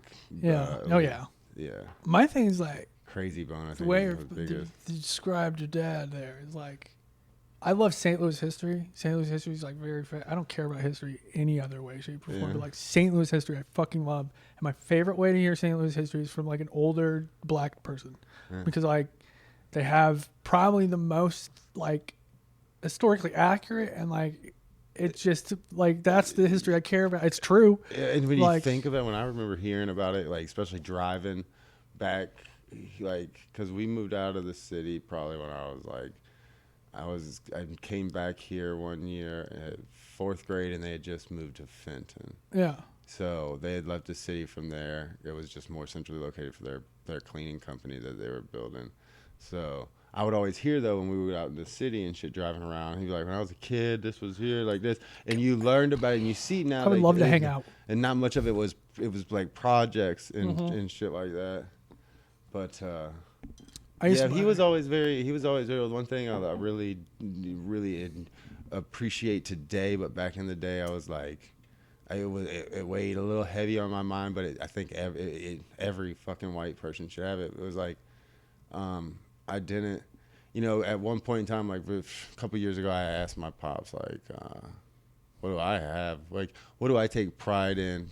Because my ancestors, when it comes to my culture, ancestors and shit, I mean, it's really hard to take pride in any of those because I was raised, and he was never beat around the bush about this shit. Like if I asked a question about why is this way, he'd be like, because this race is like your Y'all fucked ancestors, up. like a long history of and therefore God while damn it, I when he love was white bitches. when he was younger, like when they were first like younger and still a little bit more like headstrong, just fresh out the military. Yeah.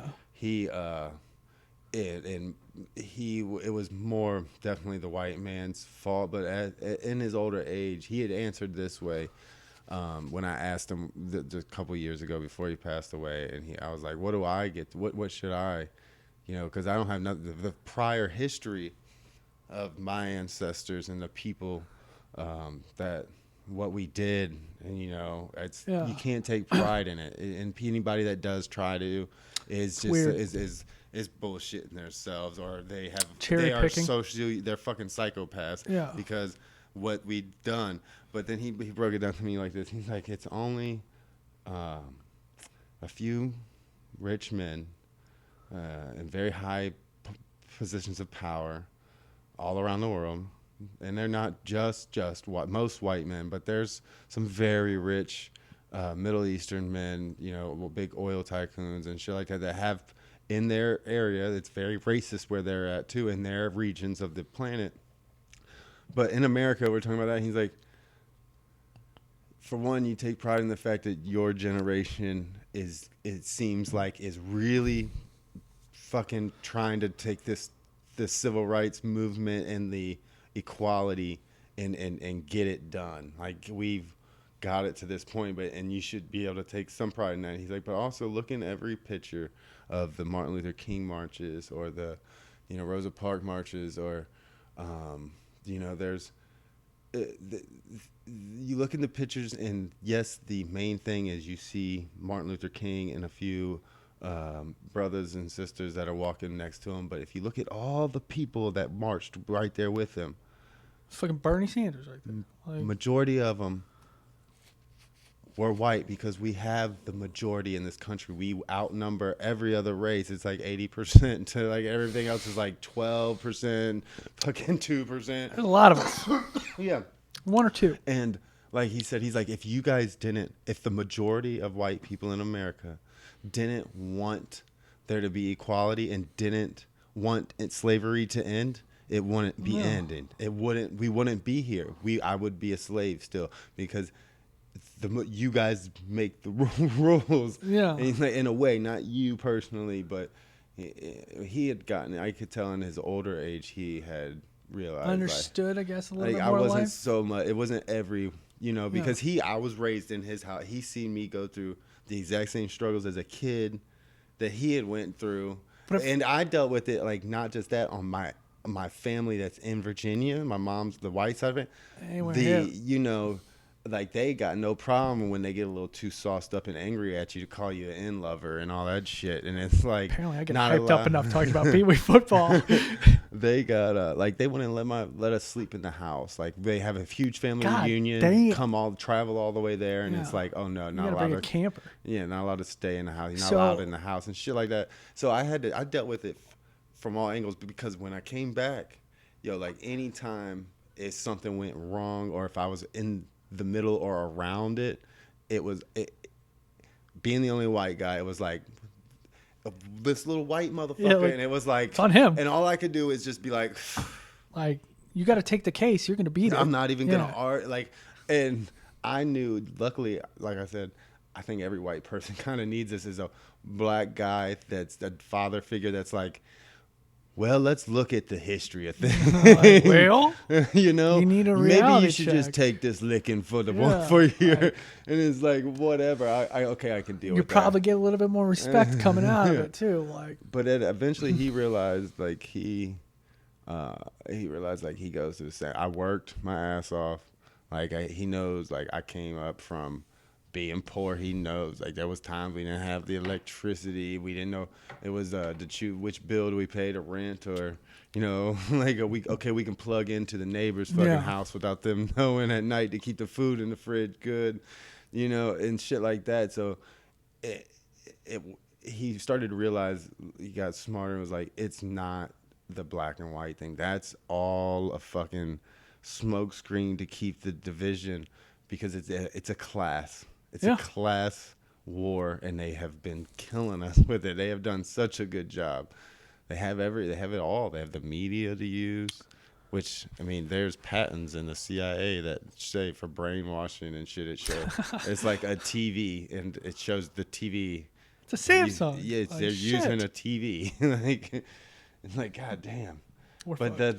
but anytime, look at any time they come, any black movement and leader comes together and united the left and the right, like They're gonna get shot. like the black and the whites like come together and everything. It's Martin Luther King, Malcolm X.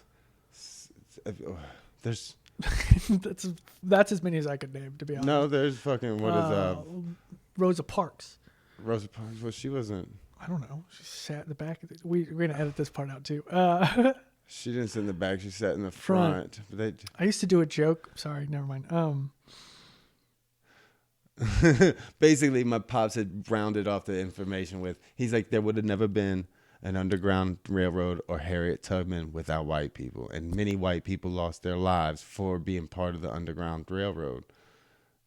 He's like, but they're never talked about. Oh. He's like that, which is fine. he's Probably like, fine. Like, he's like, you're not Yeah. you're not all white. And he came to even the realization a little bit. I think he really was like, it is these rich motherfuckers, because they were coming after him for like the IRS and shit, because they had a small cleaning company, and like yeah. they coming after them for making a mistake, not dotting an I or crossing Yeah, a like, T or something, come and on. it cost $20,000 in taxes somehow because of some Can't get that stupid somewhere mistake else. Like, get the that- fuck out of here. that the accountant made. But since the accountant doesn't have her fucking CPA isn't like is expired, so she can't be held accountable or whatever. It's At like, some point, it's like you're just making this up. Yeah. Like, you're making this shit up. yeah, we That's just fucking- gave them $80 billion to become even bigger, and There they you just go. spent like $100 million on fucking ammunition. And the rest of it was like, we're gonna get Elon Musk to Mars.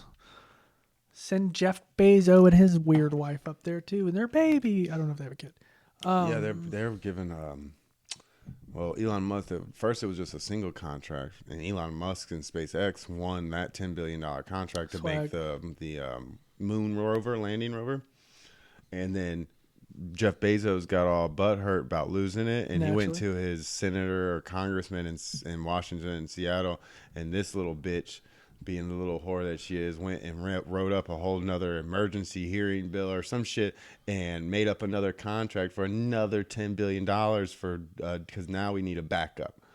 and it's got to be made by Jeffrey Bezos. Yeah, and it's Jeff Bezos is getting. Look, the guy had one good idea in Amazon. I don't know why we're giving either one of them $10 billion. No, they both haven't. said they're going there. Yeah. Whether we give them our tax dollars Let or them not, go. they're like they need the moon. It's Let part them of the go. I believe the moon is a very strategic place to refill and to and I This don't is know. one of those situations where it's like, well, we were going to go there, but they're going to do it. If they're Let's gonna just give let us them money. go. Let's watch it. Why aren't we doing that? Let's see what happens. Let's see what the fuck these rich dudes do. NASA, help them out, Yeah, and but if we they- ain't giving them. We'll pay y'all We'll- salary, but we ain't giving them $10 billion. Yeah, we'll just figure out. in a We'll slush watch, fund. see what the fuck happens. If Elon Musk doesn't die, then there's hope. And Elon if Musk he dies, does, we'll have $10 billion Yeah. to build a plane and Yeah. try to come and get the other rocket. if he does, we go, okay, don't do that. All right, and then we go from there.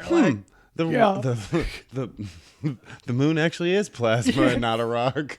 Turns out, made of cheese. And that's a disaster that we don't have to explain. Dodge that bullet. See, but instead we're gonna be like, let's give the autistic guy. No offense, autistic guys. Man, I'm kind of calling the bullshit on these ones that are like, oh, Jeff Bezos, Elon Musk, and all these other people that are like, oh, they're on the spectrum. Oh, Jeff Bezos probably not, but It's Elon like, Musk it's like, seems no, retarded. you're not. You're just an God damn ass. it. You're just you're more intelligent than us, and you know it. So you're sitting there listening to us dumbasses try to talk, and you look down at us like, God, this stupid fucking 'em. ape. Like they are on the next evolution. That's all it is they are to the next event. Yeah. Like they're able to use more of their brain or figure shit out a lot better. like it's, Sorry, I was having sex in yeah, high school while you their were reading Lord of the brain- Rings or whatever the fuck you were yeah, doing. and there's other people that have evolved. Look at the people that are running them every year. Someone runs a mile a little bit faster and breaks the record. Every year, someone dives a little deeper. Every What's that year, one, there's tribes that are out there that have evolved to the water because they mainly live They on have water. gills. What? They can fucking dive yeah. super deep in 3-4 minute breath holds and shit. What's that joke about the the Boston Marathon or marathons? He's like, marathons are racist as fuck. He's like, it's just 6 African dudes being chased by a shit ton of white people. I don't know. It sounds something like Louis C.K. or fucking Bill Burr. I was watching a clip. There was a clip of Louis C.K. and Sean Hannity or something, and there's this Christian lady, and she's talking about how you shouldn't no sex before marriage and even no masturbation. And he's like, and you say God sees everything, so God watches us masturbate.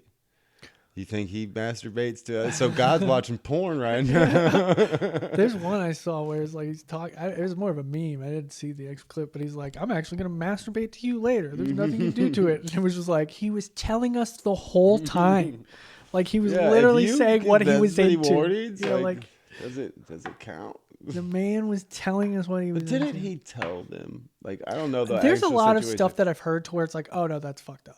But it's like it seems like everybody's just like, oh, he's that good of a comedian. And so nobody says from anything. what I've gathered and what my opinion, my view on what I've been told and have just kind of pieced together was, he was there was people all up in his room. He was ready to fucking jerk off. He's like, hey, I'm gonna jerk off, and everyone was like, haha, Louis C.K. being funny, and he got comfortable and pulled out his dick and started jerking off. See, to me, that's still that's fucked. Fuck off. I mean, I don't. If I tell you I'm going to whip out my dick and start jerking off, are you going to sit around? No, I'm getting the fuck out of there. But still, that's get the fuck out of here. You keep your dick in your pants for 5 more Yeah, but minutes. these Hollywood Go to the fucking- bathroom, these jerk off fucking in the bathroom like people- every other human in the world. Yeah, but those people, these people, the people that are around celebrities like that, they are just energy vampires, and they just are trying to be in the end and around the so they just are. You know how hard it is to get rid of a fucking entourage. Apparently, you just got to jerk off in front of it or something. But I have heard of that. But then I've also heard stories that it seemed that it made it seem like he was the bitch was bitch, god damn. The woman was like, nah, I ain't into it. He was just like, you can't leave, and she's like, I'm not into it. Wouldn't let her leave, kind of shit. But I've So literally she's trying done, to get away, and he's yeah, like, he's oh, just like, and like Maurice, yeah, the hormone very monster. weird. It's a fucking cat mouse game, to be honest. That's But like, horrible. I've He should have legitimately, done I've time. heard of things. I've heard this that way, and I've heard that way. But I've heard both of them, and I've done zero research. So like, to me, in my head, and I do Well, this. who needs research? That's We this is, can assume. no. This is why I do and research. make it much worse. This is why I do and research. make And it so when people snowball ask me effect. about it, because I'm supposed to have an opinion on this because I'm a comic, and people are like, "What do you think about it?" I'm like, I have no idea. I don't know what's going on, and I can stay neutral because I'm spineless piece of shit that doesn't want to have an opinion that might not be the right opinion to have in front of everybody else. Because my opinion of him, in all honesty, is he's a creepy piece of shit. I don't care that he writes an hour a year. It's the same.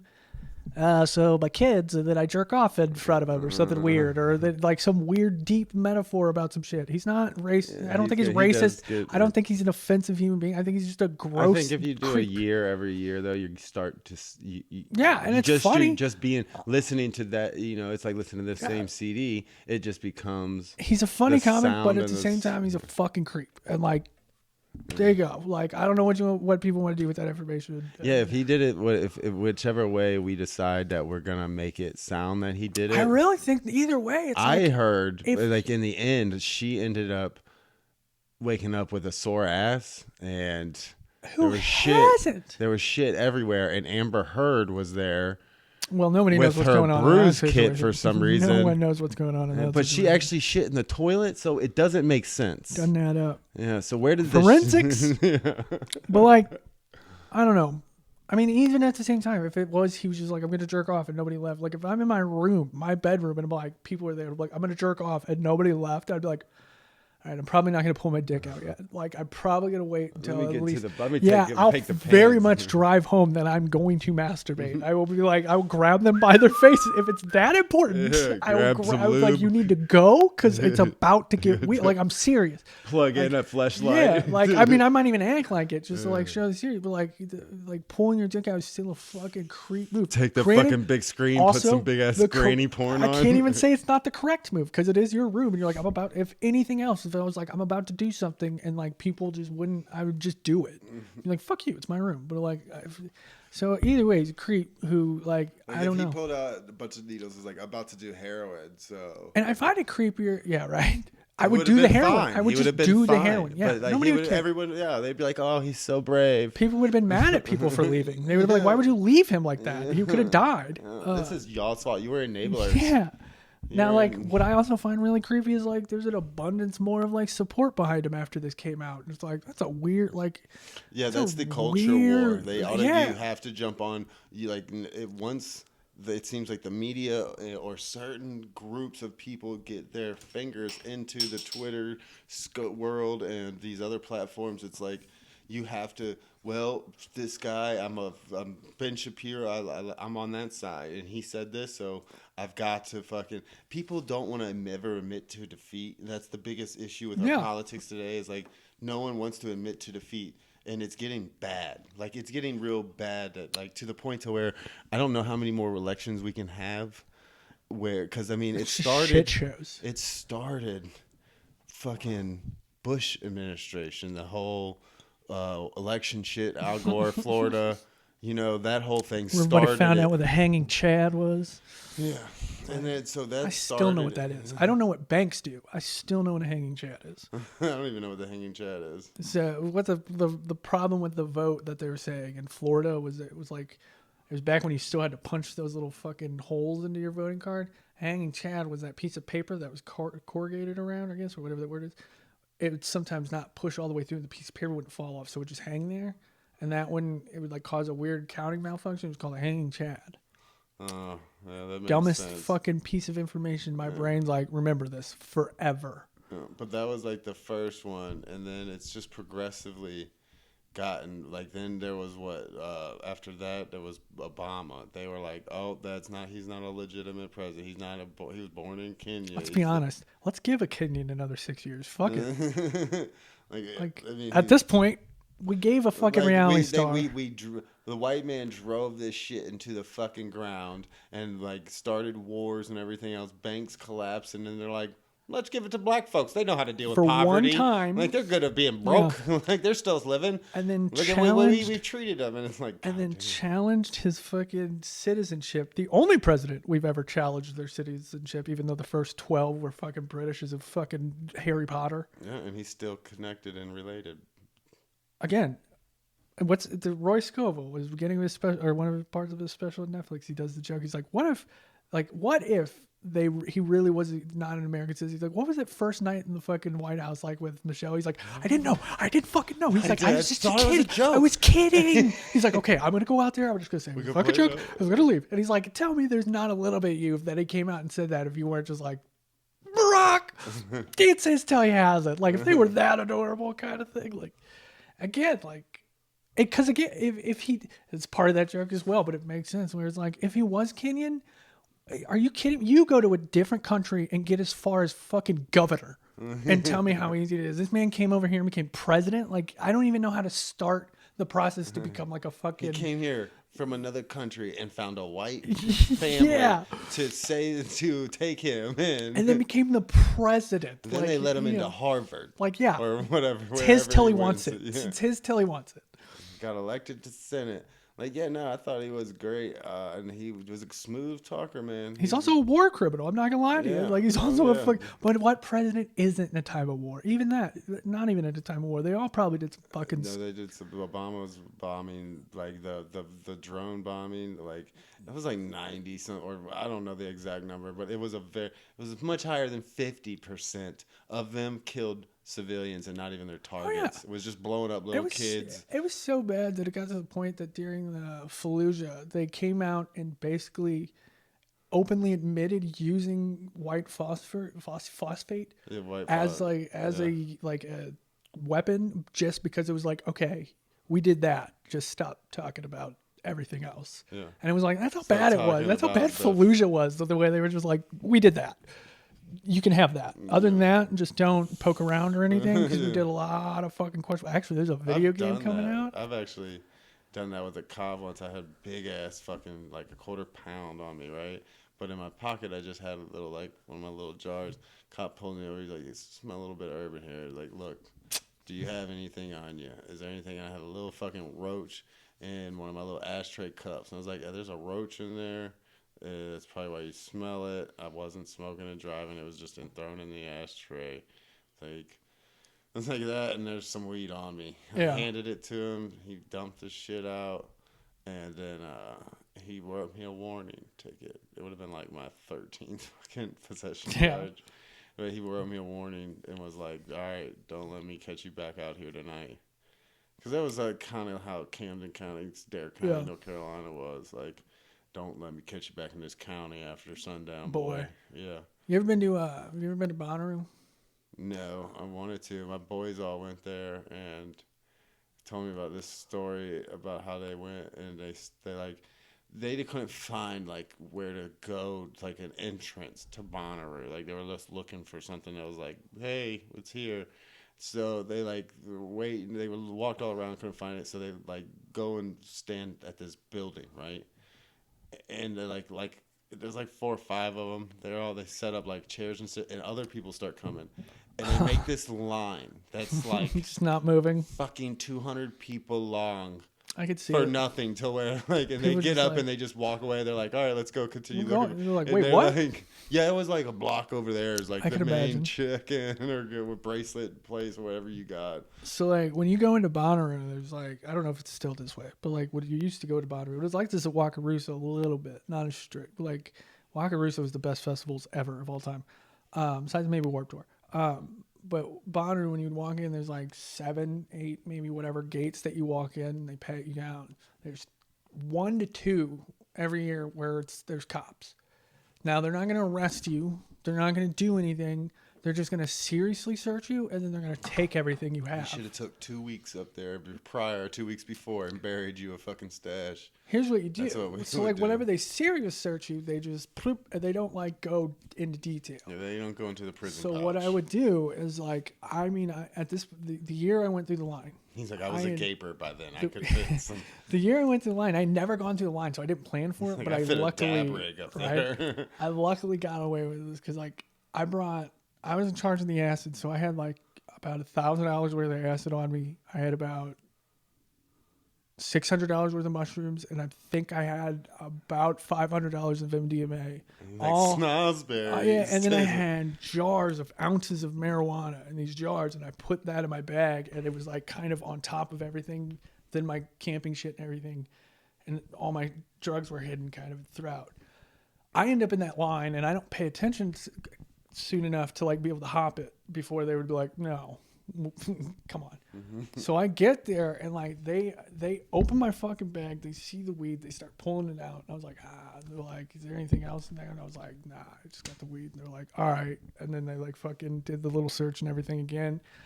I got my drugs from online, so they was already packaged to be fucking hidden. So it's like I didn't even open it when I got it. I knew what it was. So it looks like a fucking scratch off.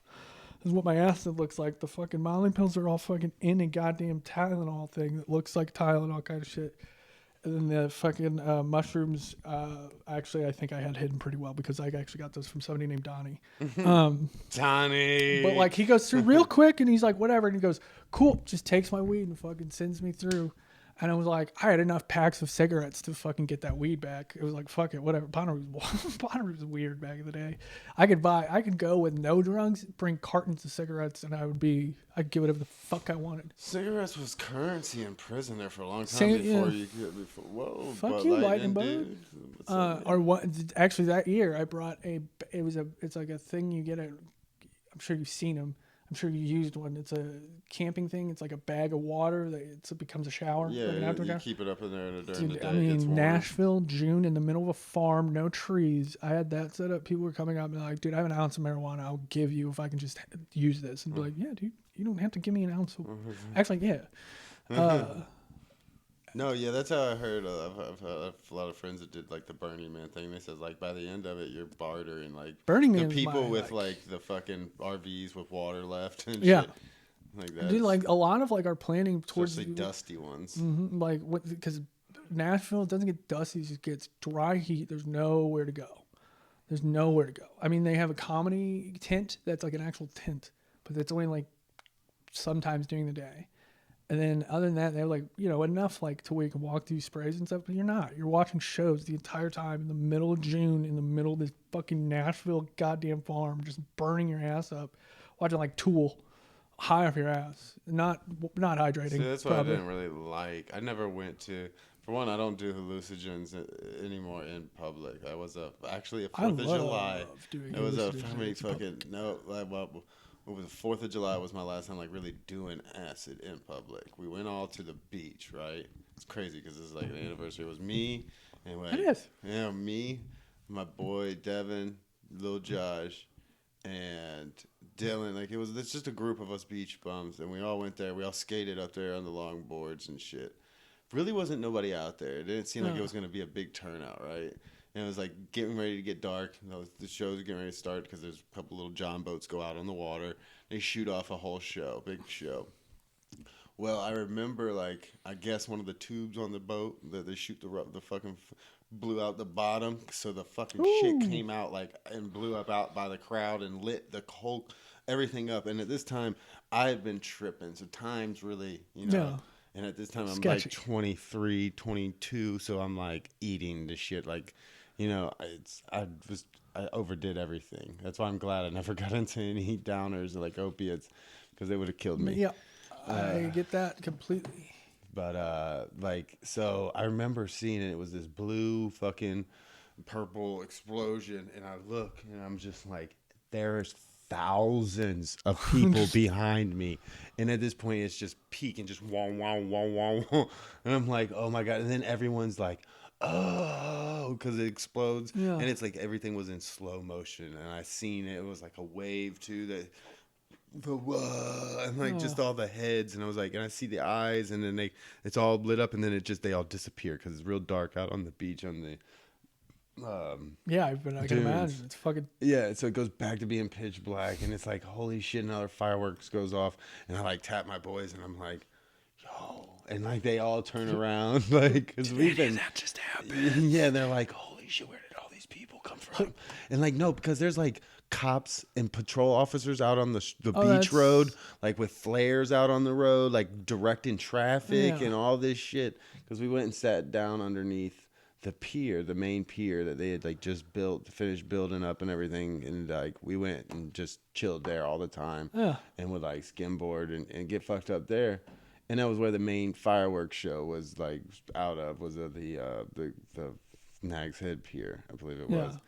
And I didn't realize maybe we were tripping there for a while. Maybe we might have been there like because it was daytime when we got there. I remember having like no shirt on and shit, but having my flannel with me.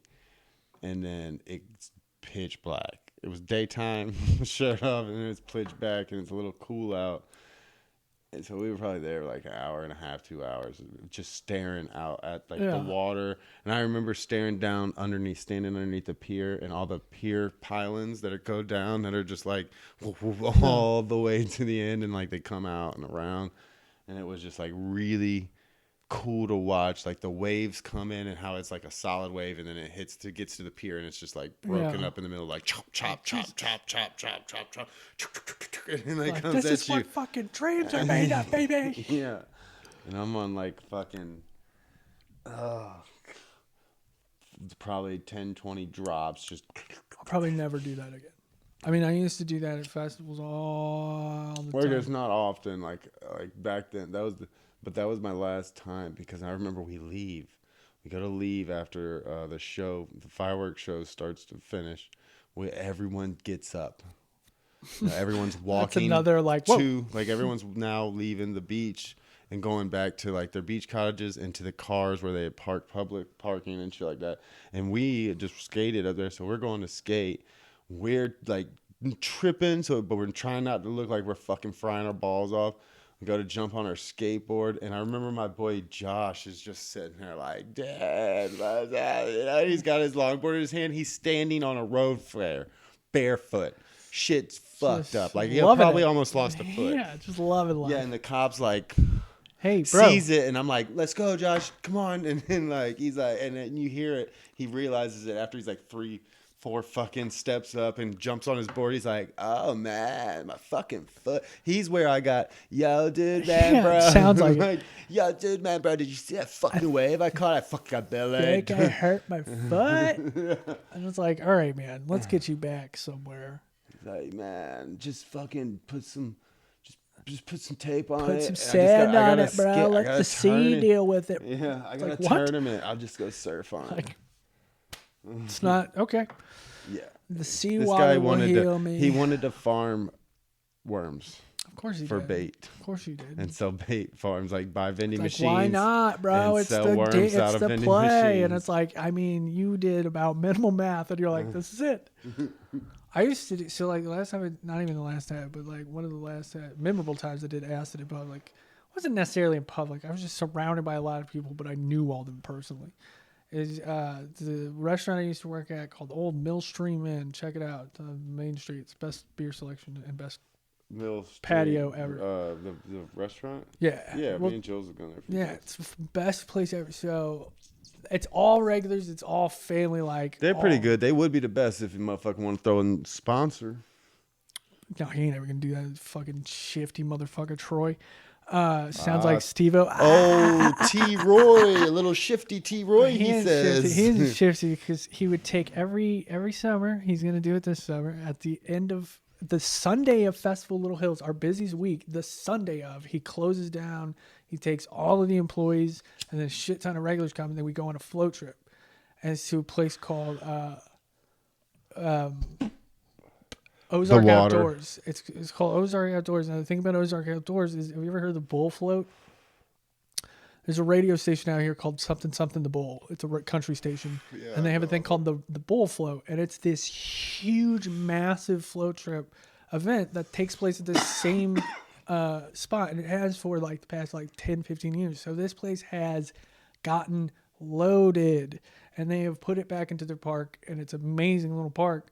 Basically, Millstream is made up of a bunch of like old, like Troy is the owner. He has no wife, no kids ever. He's just wealthy off of having this bar. And Like like another place, it's upstairs and downstairs, right? They got a patio deck on the beautiful back. patio. A little stage that they used to have out on the back, like down the stairs and out by the parking lot. There was Yeah, maybe for like a yeah. festival event or something. They would have. Yeah, that's just a little Yeah. like So, a like, wooden little thing. The guy who owns that, like, I mean, like when I worked there, it'd be constantly like, "Hey, Baddy, what?" He sounds like Steve. I spoke to him about doing comedy there, actually putting together a comedy show there back in the day. He would have said something about me if it was the same place.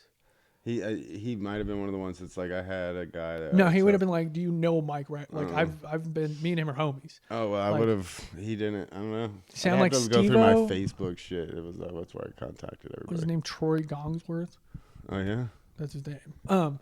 Either way, so Steve-O's not so yeah, he bad. sounds like Steve-O though, and he's like a big. He never mind about all the stuff he used to do, but he's like a big music guy. Like he loves the fucking. I hate him, but he loves Pink Floyd, and like he like would always come up to me like, "You want to go see fucking Primus next month?" And I'd be like, "Yeah, when?" And he'd be like, "Fucking this date." I'd be like, "Where?" And he'd be like, "Fucking California." And it's like, I can't do that, and he would just go. And so he takes us on this float trip, right? And I know it's mind blowing when I hear people like you talk about going to Bonnaroo and Burning Man. It's like how people save up like fucking for years to go to those things. It's not like I mean, the Burning Man. I went to a Well, burn. the way I have to, I went to a the way local I burn. have to live. A lot of people think I'm gonna live like in the slums. I did that for a lifestyle. I lived in a tent and in a car for about 3 years of my life. Yeah, that's why you needed Burning Man, And, or not Burning Man. That's why you needed. Yeah, I don't want to take a Bonnaroo. vacation like that. I want to take my vacation and go and walk out like a pool when I open up my back door to my air conditioned room I do think that now. with thong bikinis and endless drinks and endless room service Like- and a little fucking dude with a taco cart that's got fresh street tacos that he's making right there in front of you. That is my vacation. I have to tell you, the vacation spot. Like this is why I think Wakarusa was always better than Bonnaroo's, because it was usually about the same type of music. Like you'd get the variety. I mean, you probably wouldn't get Kanye West at Wakarusa like you did at Bonnaroo. You probably wouldn't get shit like that. But you'd get like I've seen some of the best shows ever at Wakarusa was because it wasn't in fucking June in a goddamn cornfield, or not a cornfield, but a fucking farm. It was it was up in Delaware, I think. Cooler area, a nicer campground that offered a lot, like not necessarily like, you know, a cabin or anything, but it was nicer amenities, and it was just you weren't sweating the whole time. Like nights you would have a sweater on and shit, but it was nice. And like it was just a gathering all around. Like Have you I would been to love the- to do the gathering, dude. Not because I like the music, but because it's just such a what. Not the gathering. It's what's the other one that they are big on? The Electric Forest in like West Virginia. I would or do that whatever? one. I'm not into the music, but I would do it. Yeah, but I remember going up there with a buddy one night, and like he would basically they drop drugs off. They had a little spot there to meet up, and he had a guy out there that was selling the fuck out of shit, like all kinds of stuff, like nitrous was a big one. Yeah, that's Yeah, always that big. was at the That's fucking big. the goddamn Afro Man show in the house we had, the entertainer's house, like the hot tub and shit. These kids, all the fucking rave kids that like come back with this huge tank. And they're all doing it, and then you just rob a hear every now and dentist? again you hear a fucking a big fucking boom boom. Someone would fall out, and they're all youngins, so they're like, you come downstairs and they're all looking at you like, what's going on? What happened to him? And it's like, just back the fuck up, let them breathe. Probably and coming right now. Give him a like, second. just let them get some fucking fresh air. Stop filling your balloons Yeah. up so full, you fucking idiots. And it was like, learn how to handle your shit.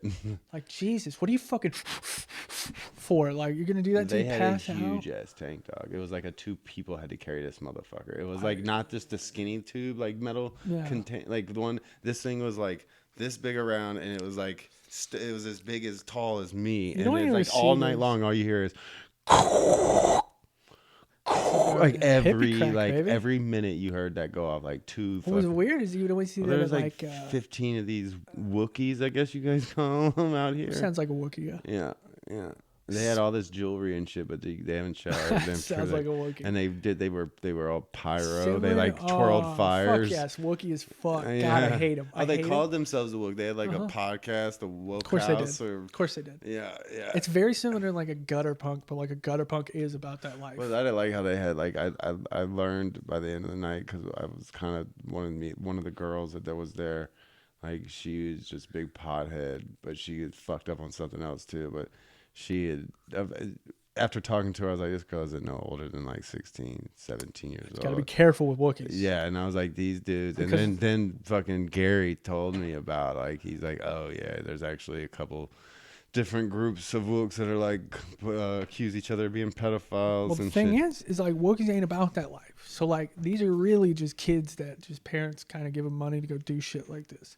Like so 16, 17-year-old girls go out there with armpit hair. People are like, that's a fucking adult. It ain't, but people think it is. Just ratting out there in their fucking sundress, looking all hot, with small titties and shit. People don't think. What you want is you want to fucking. This is who I fell in love with. Fucking gutter punk. Somebody who is about that life and like lives it. Like, dude, that is. I like that 2 cups of tea, bitch. Dude, my fucking hipster chick. The first date I went on with this girl. I still got love for this woman. Still got like mad love for this woman. I dated one back in the day for a very short amount of time. Like you could definitely tell our energies and vibes did not mix because she was into that hardcore like shit. Like, and I got into the hardcore punk. She wasn't hardcore. She was folk punk. She was very folk punk. This girl was into like she's a tattoo artist, all mad tattoos, banging his body, but she was pretty much almost covered in it. But she made like one of the Ink magazines and was like almost finished like second or third in the Cat Von whatever shit, and like she had it going on, but like she was rich little kid. Her like had this badass house in Southern Shores. Oh, this is not who mine was not rich. Could have been, should have been. She was like rich, but just I don't know. She did her. I wonder what happened to her. I know exactly what's going on with my ex right now because we're still homies. She was like, she's very folk punkish. I mean, she listened to everything. Like she had a very good taste in music. Like I get a lot of some of the shit I listen to today. I still get from her. Some of these kids don't know. There was this punk chick that had forget what shirt. She had a punk rock shirt. I don't know the band. I can't recall the band, but I had asked her. I was like leftover crack or forget something. She said, "Excuse me." Ew, or something like that. I was like, oh, you're not punk. You're just wearing the fucking, you're just wearing the get up. She's the type of person that like, you could be like, I listen to Leftover Crack. And she's like, cool, here's 5 more bands you've never heard of that you're going to fuck with. And like, she was just like that. But she was one of the most amazing artists I've seen to my life. And like, so one of our first dates, she was like, we need to go to the fucking sweetest girl. Like very sweet, like she's kind of a brat. And we went to the laundromat. And like some like homeless dude like kind of like rubbed up on her, and I mean she immediately was like, "You need to back the fuck up off me," and like whipped out a knife, and I was like, "Yo, you just ukulele'd Andrew Jackson Jihad's 'I Love You' to me in your car, and now you whipped out a fucking knife." And she's like, I mean later on I found out that she was like kind of scrappy her whole life and became like. You ever see that movie called Tank Girl? That was like she had a tattoo of Tank Girl. That's what I'm seeing right now. Like, so that's the punk, that gutter punk shit. She had a tattoo of what that fucking Angry Inch. What's that movie? The Angry Inch. Oh God, it's a weird fucking movie. She introduced me to like William S. Burroughs. She introduced me to like fucking oh God, what was it? That was a good ass movie, Tank Girl. I gotta watch that shit. She was in the Orange Is the New Black. Like she's very like she's that like not quirky, but that like weird type of trope that like that scutter punk that lives that kind of, and you're like, that's not a real person. Like she legit, like right now she does not have a home. She travels to commune to commune. She flies. You get a lot of those on the beach, yeah. And like she's like a call girl sometimes, and then she sells meth and shit. And like we might have to edit this just in case, but like to this day, I kind of regret. She was the girl that I broke up with, and then afterwards started dating Angel, and like she got me into meth and everything. Well, like after our breakup and everything, we dated again when me and Angel broke up, and it was like perfect. Like we'd matured enough, and like we'd gotten over what was going on. We'd figured it out, and it was perfect. And something just fell through, and me and Angel got back together. And when she left, great white buffalo. but when she left, she sent me a message, and I still have this message. She calls me. I call her Biscuit. She calls me fucking Sugar Bear. So she calls me Bear a lot. And it was just like, look, Bear, I'm leaving. She's like, look, Bear, I'm leaving. No, dude, this girl was dumb. She's like, look, Bear, I'm leaving. This is where I'm going. I'm going to New Orleans. She's like, this is the only time I'm ever going to ask you to do this. This is the only time I'm ever going to give you the offer anyways. Come with me. You don't have it. Like, we don't have a plan. We don't have a home. We don't have anything. But, like, come with me and we'll figure something out. And it was like, I stared at, like, I was at my house. Angel was at work. We might have to cut this out. And Angel was at work, and like all my shit, we had just moved. I had just moved into this place. She hadn't moved in yet. I had just moved into this spot, and I had all my shit packed, and I was just like, yo, like I love Angel, but like, does she offer that adventure? Like that's something that I can only do once, and kind of thing. And like now looking back and knowing, and like, I kind of glad I didn't, because like she's gone through a lot, like. And having a dude added along in it, like, because that's another. It wouldn't have gone well. It wouldn't have gone well. And so, like, part of me is like, you would have done something dumb to fucking. I would have 100%. Been put in. Yeah, I've seen that happen a lot. 100%. I'm not cut out for that. Like it's like I was not. I was coming out of somebody's bitch. Kind of shitty. Like I was raised in a good family. Like so. Like I don't know how to take care of myself. Like you were not raised in a family. Like you were raised by a pack of wolves almost. Like like I met her family, and her family is nobody. Like the only family I know are none of them are blood. Like I don't know what happened to her mom. I mean I know, but like. That was her. That was the group of people that were in the homeless shelter at the time. Basically. And they just got grouped together, and they were homies. They ended up becoming. Yeah, I they know. were homies. Like and like what was cool is like like the oldest kind of couple of that group. They're kind of like the mom and dad of this whole group. Like one of them was like a computer programmer and like got out of it. So like he kind of maintained a life. So when we went to Onley, Illinois for a wedding, like they put us up at their spot, and like it was almost like an artist community, but it was like.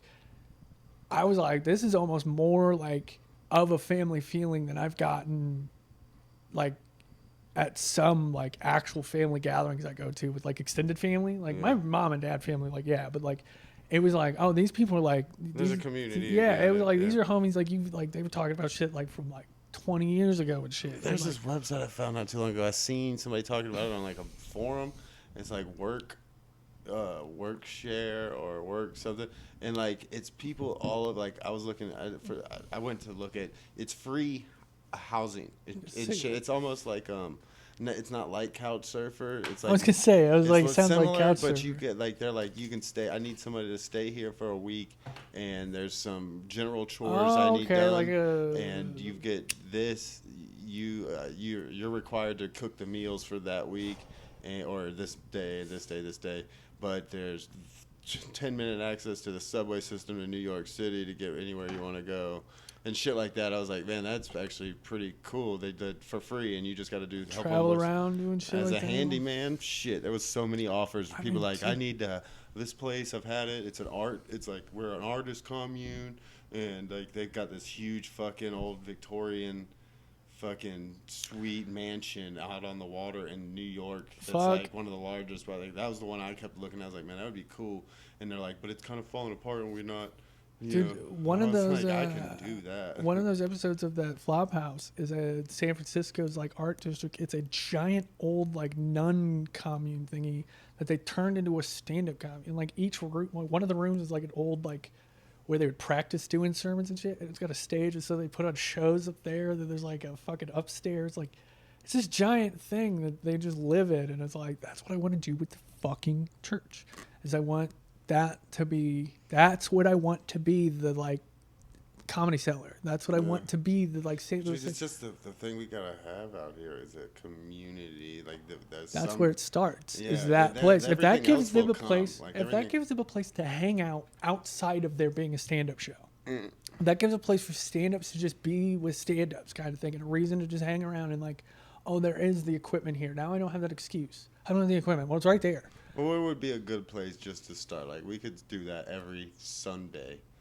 or whatever. There's no open mics usually, not many. Well, yeah, there is, but Well, like, no, Saturday I mean, like, and it's meet. gonna be harder to do it that way. It's gonna be harder Yeah, to do you it. start off small group and it grows. But you needed it at a night, like a location specific. That's not gonna be. Yeah, but as you start that group, that's more people that are able to be like, hey, I found this spot, or I know of this spot. That's what I'm saying. The church.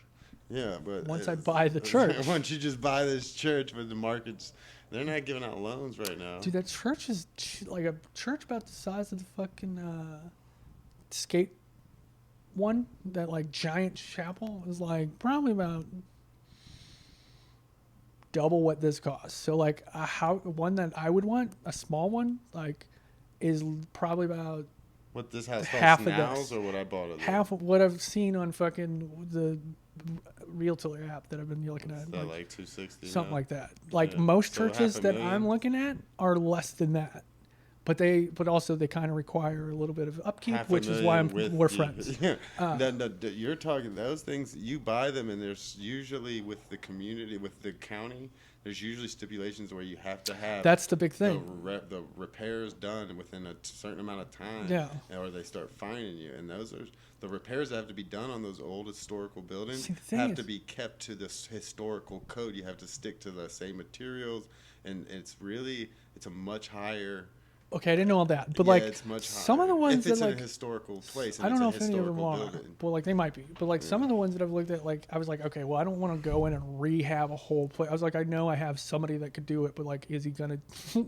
How can I just be like, all hey, day. do If it? you had the But it's lumber, like yeah, that would be- everything that's I've looked fun. at, it's like, hey, look, it's gonna take some fucking detail. It was like it's some here and there shit. Like it's not too bad, but the big thing is like, well, no, I mean once I have the credit score, I just don't have the fucking financial history right now. Yeah, well, that and you don't have the employment history. They won't give you shit with nothing no assets. So that's because like and our no next thing is like re- I got to get out of there. It's like, am I buying or am I fucking renting next? Because I don't want to rent ever Buying again, is the and best I wanna way to buy right go. now. And like, And with this job, like that job, you could probably, if you hold it down for a year solid, really max out your pay as much as you can, get as much overtime if they offer it, shit like that. yeah. And it shows, and then there's like I've sat down and looked at what I was making just off the apps the other night, and it's like, oh, doing pretty good. Yeah, with it, like I can that. imagine you're working on 4th of July and shit. Like, Yeah. Well, I went and bid out a fucking pretty decent job for. It sounds like I'm gonna get it. It's $30,000 too. And I also talked to him about that. They're like, look, dude, like we're not gonna interrupt anything you got going on. So it's like if something comes up where he needs you, he's like, just tell us. And like, okay, go do that. No, you got a salary. You don't. Yeah, but like if push comes to shove and you really need help, you could message me and I could be like, hey, I'm gonna go help him. And they're yeah. like, cool, do that. Like That would that's fine. work. Yeah, but I couldn't. That sounds like a really good spot that you need to like. The priority. What focus. Brian sounds like what he wants to do with me is when I was talking to him, he's like, what I want is he's like, I want you to show that you can do this in a year. And he goes, and then I want to teach you how to build installs. He's like, and then I want to give you. See, you're making me like, what's this guy? Let me get his number. Right? Like, Dude, shit. you might. And he's like, what I want you to do is like, because right now he's like, what happens? He's like, I wake up, I come here. He goes, I look at my installs. He's like, I had an install in Kansas City yesterday. He's like, or a week ago. He's like, I went to get installed there, stayed there overnight, came home. He's like, I made more than I'm willing to tell you. And I was like, okay. And he's like, he's like, up there up close to 6 figures. You got to think for something that you got to realize that what he's doing is going to be making these people money for, could be, if they know what they're doing and do it correctly, hundreds of years throughout their family. Like those stills. What's cool is like Cody, like he owned a garage. That's what I thought he did whenever he offered me when he told me he wanted to sell the Fiesta. I thought he still owned a garage, and he was like, I work with Brian. So then I like got a hold of Brian. And that's what he was just like, fuck you. Do you want a job? And I was like, I don't want to work in a garage. And he's like, I don't work in a garage. Well, technically I do. They do work in a garage. It's in a garage. They have a shop, a pole barn probably, right? It's on, it's an old car garage on 2nd Street in Main and St. Big white Charles. building? Yes. It's pole barn. I don't know what that means. It's just a big white building with a big fucking garage car door. Yeah, one side, the that other goes side's whatever. Maybe one door if they're lucky. Yeah. Yeah, it's a Missouri thing. Yep. And they usually have like one 4-wheeler in it. There's two. Maybe Yeah. a John No, boat. no, it's a motorcycle with a fucking sidecar. Yeah, Even it's better. just something like that in this huge, like 50 by 50, And there's, fucking I 70-foot think, tall ceilings. I think, it's either a CAD system or a fucking 3D printer is in there, and then they have all their fucking prototypes and shit hung up, and then they're adding an actual How draft system. big is their system? Like, how big is it? Like It's the one about, that's like a room, like no, it's like about the this size of your section car. Okay. So I think that's why I think it might be So a he's CAD not system. doing like super big stuff. No, he's just doing like I was tap looking handles into and, it, yeah. and like pour, because that's all they do is like they have a. I don't want to give too much out. I don't give too much out. I don't know the specs and anything, but they have like a bunch of patent pour spouts and like. Just getting into that patenting shit. If he's being in that part of the industry, like, because that's the very beginning stages of, like, that's what they call all the red tape and all the bureaucrat. What's the word I'm looking for? That's the bureaucratic end of the shit, like all the red tape, all the patents filing, and trying to be the one that, because once you own those are just like the shots, you know, it's all about the health for the people, until it came down to the patents. They didn't want to give out the ingredients in the patents, so they knew how to make it, because, well, that's, if they did, then you've got the secret sauce. And they'll run out over, like, after, like, I don't know what it is, maybe I think it's like 20 years, and the patent runs out, and somebody can make a generic version of it. Then it's up for, you know. Apparently, they went to like this, I don't know, brewery type like industry thing, and like all their patents, like people are like, "How much you want for that?" And they're like, "It's not for sale." They're like, "Come on!" And he's like, "These aren't like just like small breweries. He's like, these are distributing companies that are coming up to us like, what do you want for that? We'll give you this amount of money." And he's like, "Well, that's a hot amount of money right now, but this is going to be built into something that's going to tower that." He needs to be, I don't know what I mean, I'm nobody, but it sounds to me, if he's got guys like that, bigger leaders of the industry, coming and wanting something, usually people like that don't take no for an answer, and they'll come at you any way they can, and they'll get you. Just like, think of Zuckerberg with Instagram. Yeah. He took that shit pretty much. He's like, this is what I'm going to give you. You're going to take it, and Instagram's going to be mine. He fucking, pretty much. Granted, the Instagram team, which was very small, that started it, you know, Instagram, made out billionaires. Yeah. But look at it. What's Facebook compared to Instagram? That's why I'm getting today? into that ground floor right now, baby. Yeah. I'm gonna fucking become a billionaire off this fucking patent company that I'm just friends with these homies. If he goes public, I would love to know that. I would invest. Or if I don't have enough money to invest. Be like a private investor, like they have. They usually will go out and go to certain people. They can go to rich people they know and be like, "Hey, do you want to invest in this?" And it's not public; it's a private company, still privately held by the smaller board. And like, and then you go public, and it gives everybody in the public an option on the market. It was like there's only a few publicly traded 3D printing companies out. And most of them really are just like I was saying, prototype, new parts, it's certain new machines, new pieces to machines that, once you make that and you decide that it works, then you got to patent that, because this is all they're 3D printing, like, the shit. Yeah. It's all brand new. And like everything's like, it's crazy because it's like all. And they can go into a computer and design it. You know, it's not like they got a hand carve it, and like they just, you go in there and you put in the fucking. What like really shook me is like, I get that he was like gonna be somebody who's gonna try and sell his company to me because he wants me to work for him, kind of thing. But like everything he was telling me, he not only like showed me the proof of, but he was like talking about shit that, like, as a bartender, I was like, that needed to be improved without ever, like, once he said it, was like, yeah, it is like, oh, this is how you did it, like, oh. See, I would so go this in is there something trying to very go in there fucking as clear. That's like the biggest thing. I can't stand with guys that have experience in anything, and they're trying to take what they used to know and bring it into to way they do things. Yeah. I always, like, when I start a new job, just my thing is like, you'll never hear me say, "Oh, well, we did it like this." Yeah. Or I know people hate hearing I know when you're training. Because I know I do, and I used to catch myself younger when I was doing it. I know, because I hated teenagers. I had a cousin that was like, anytime you said, so, "Oh, I know, Yeah. I know," it's like, no, you don't, motherfucker. You obviously don't because you just did it. Yep. Like, I used to tell people when I was yeah. training them in a restaurant, like, I know you know, motherfucker, but now I'm teaching you how to do it the way I want you to do it. Yeah. Like, I don't care that you did it this way at Fazoli's. Like, you ain't doing it because Fazoli's. that sounds anymore. like a good thing. Like, You doing what I want to do. I was just looking into the 3D printed. I didn't. I went down not a rabbit hole, but like these. I guess they say they were engineers on Reddit. Yeah. And the way they were fucking talking, it definitely sounded like it with the way they were talking about schematics and It's a good chance. and like blueprint Depending on and where like they're actual at. structural engineering of 3D printed houses. They knew about the rebar that would be. Anyways, I went down that, and there was they're arguing, well, making a case for 3D printed houses aren't going to be a thing. It's a very small niche market because they won't be able, like, they're not structurally sound or something. But I know they're already making the houses. Yeah. There's We've multiple seen companies. videos of it, yeah. yeah.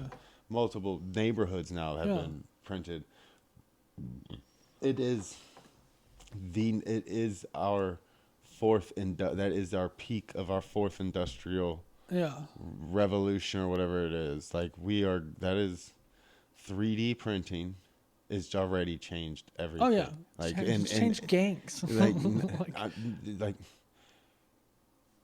it has changed the way we can travel, and like the way they design the rockets, like what the rockets they use to go into outer space is 3D printed and shit. Like those big huge yeah. fucking the things that, like, that's 3D printed, and like it's everything, and it's going to change that industry completely. And then just think of what it's gonna be once because robots is coming to, like, the thing with robots. Like, I think I was Elon Musk or somebody, one of those fucking guys. He's like, the only issue right now we're having is the AI that runs these robots. It is a trial and error kind of thing. It's going to go through this program to where you give it a task. Like, maybe it is to grab that pack of smokes. Yeah. And it's in this. So it's got to figure out, it's got to go through every single option and try it until he finds the fastest and most efficient way to get it and bring it back. So it takes a lot of time for it to get through all the options to do it. That's why they're like that was where the quantum computers come into play, because the binary ones can be zeros, I guess is what they're saying. Then it will speed it up. It would be able to do multiple different attempts at once at the same time. I'm gonna piss my pants. But God, hold on, give me a second. I want to talk about quantum shit here in a second because I got something from it. So if you talk to me about the fucking Hadron Collider being turned on, I don't know about that shit. But like, they're turning it on. People are like, it's gonna change the vibration of the earth. Don't drink. hopefully.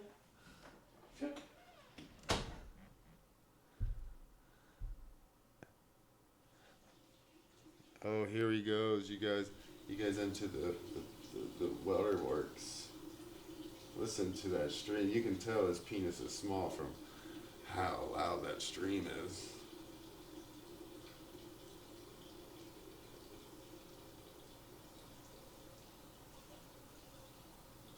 He said, my dick is not that big, but the head is like an onion. I'm fucking stoned.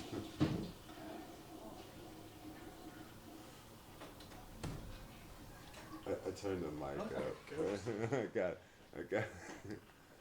What? What'd you say? I said I look like a ghost. Why? I don't know. I just looked at myself. I look fucking like a ghost. Pale, red eyes, spooky looking. Yeah, that's what happens when you smoke that fire-ass weed. I just got like 3 new strands. I did smoke some weed. I got 3 new strands they're working on. It's like, God, I just want that much weed. What? I just want that much weed. Oh, I only got a couple ounces. Like, that's nothing over, like, it's all legal. Yeah. I like my sandwich baggies. I know. It always makes it look so much. Oh, let me see that. Let me hold one deal. Let me hold that. What do you got here? We call these here med glue Thing. and purple cake. Some of these names, you heard the joke I used to I do don't know about what them. the other one is. I got another strain right here in course this you did. jar, but she's got the I gave her that bag, and it was like I forget what it was. It smells like this got like a coffee smell. Yeah, the last one he had was fucking fire as fuck. I forget what it was. I'd be smelling. He had like a cross of some. Oh, what was it? The musky mule and a cross of that and something else that was just like Christmas trees, baby. citrusy but cheesy as fuck too. I don't know how to explain it. Like it had a lot of good flavors, like a good flavor profile. Sweeter, not so much earthy. Like some of them, you get that coffee or that earthy. That's why I want to grow my own. It's just so I can just have bags. Just be like, what you need? And then No, I not don't sell do it. bags. I got like a bunch Well, of yeah, fucking big ass jars mason and jars. shit, but like just I having a love lot that. of That's it. my favorite one. Like, because I bought some jars that are like, Full of weed. and like it's just full of colas and shit. nothing when I had makes your that dick outdoor feel grow. bigger than like having just jars. Like, Oh yeah. Oh yeah. Well, no. See, the fucking funniest shit is like I get the like having a people lot of that are cocaine. around. That's like, all right, I'm cutting them down, and I'm gonna need. Oh, let me help me trim, man. I'll trim for you. I'll trim. It's like, yeah, okay. You get them over there. You usually get them pretty high, and we like start cutting down some plants. Hand it to them. We're like, all right, stand here, hang this bitch right here on this little chain, and start trimming. What do we trim? And they're like, all right, cool. And then they're like, oh, it's so pretty. And it takes them fucking an hour to do one plant. And then Gotta be efficient, son. they're like, oh man, I'm hungry. And it's like, yeah, they watching movies. They're trying to talk. It's like, nah, dog, we've only got like 20, 30 plants. It ain't that We got shit to hard. do. Yeah, like we got to knock them out. We don't want to, but I don't. I enjoyed trimming when I did it. I mean, I can trim the person I trimmed next to was like efficient. Like I wasn't, like I was just enjoying myself. Like I'm not.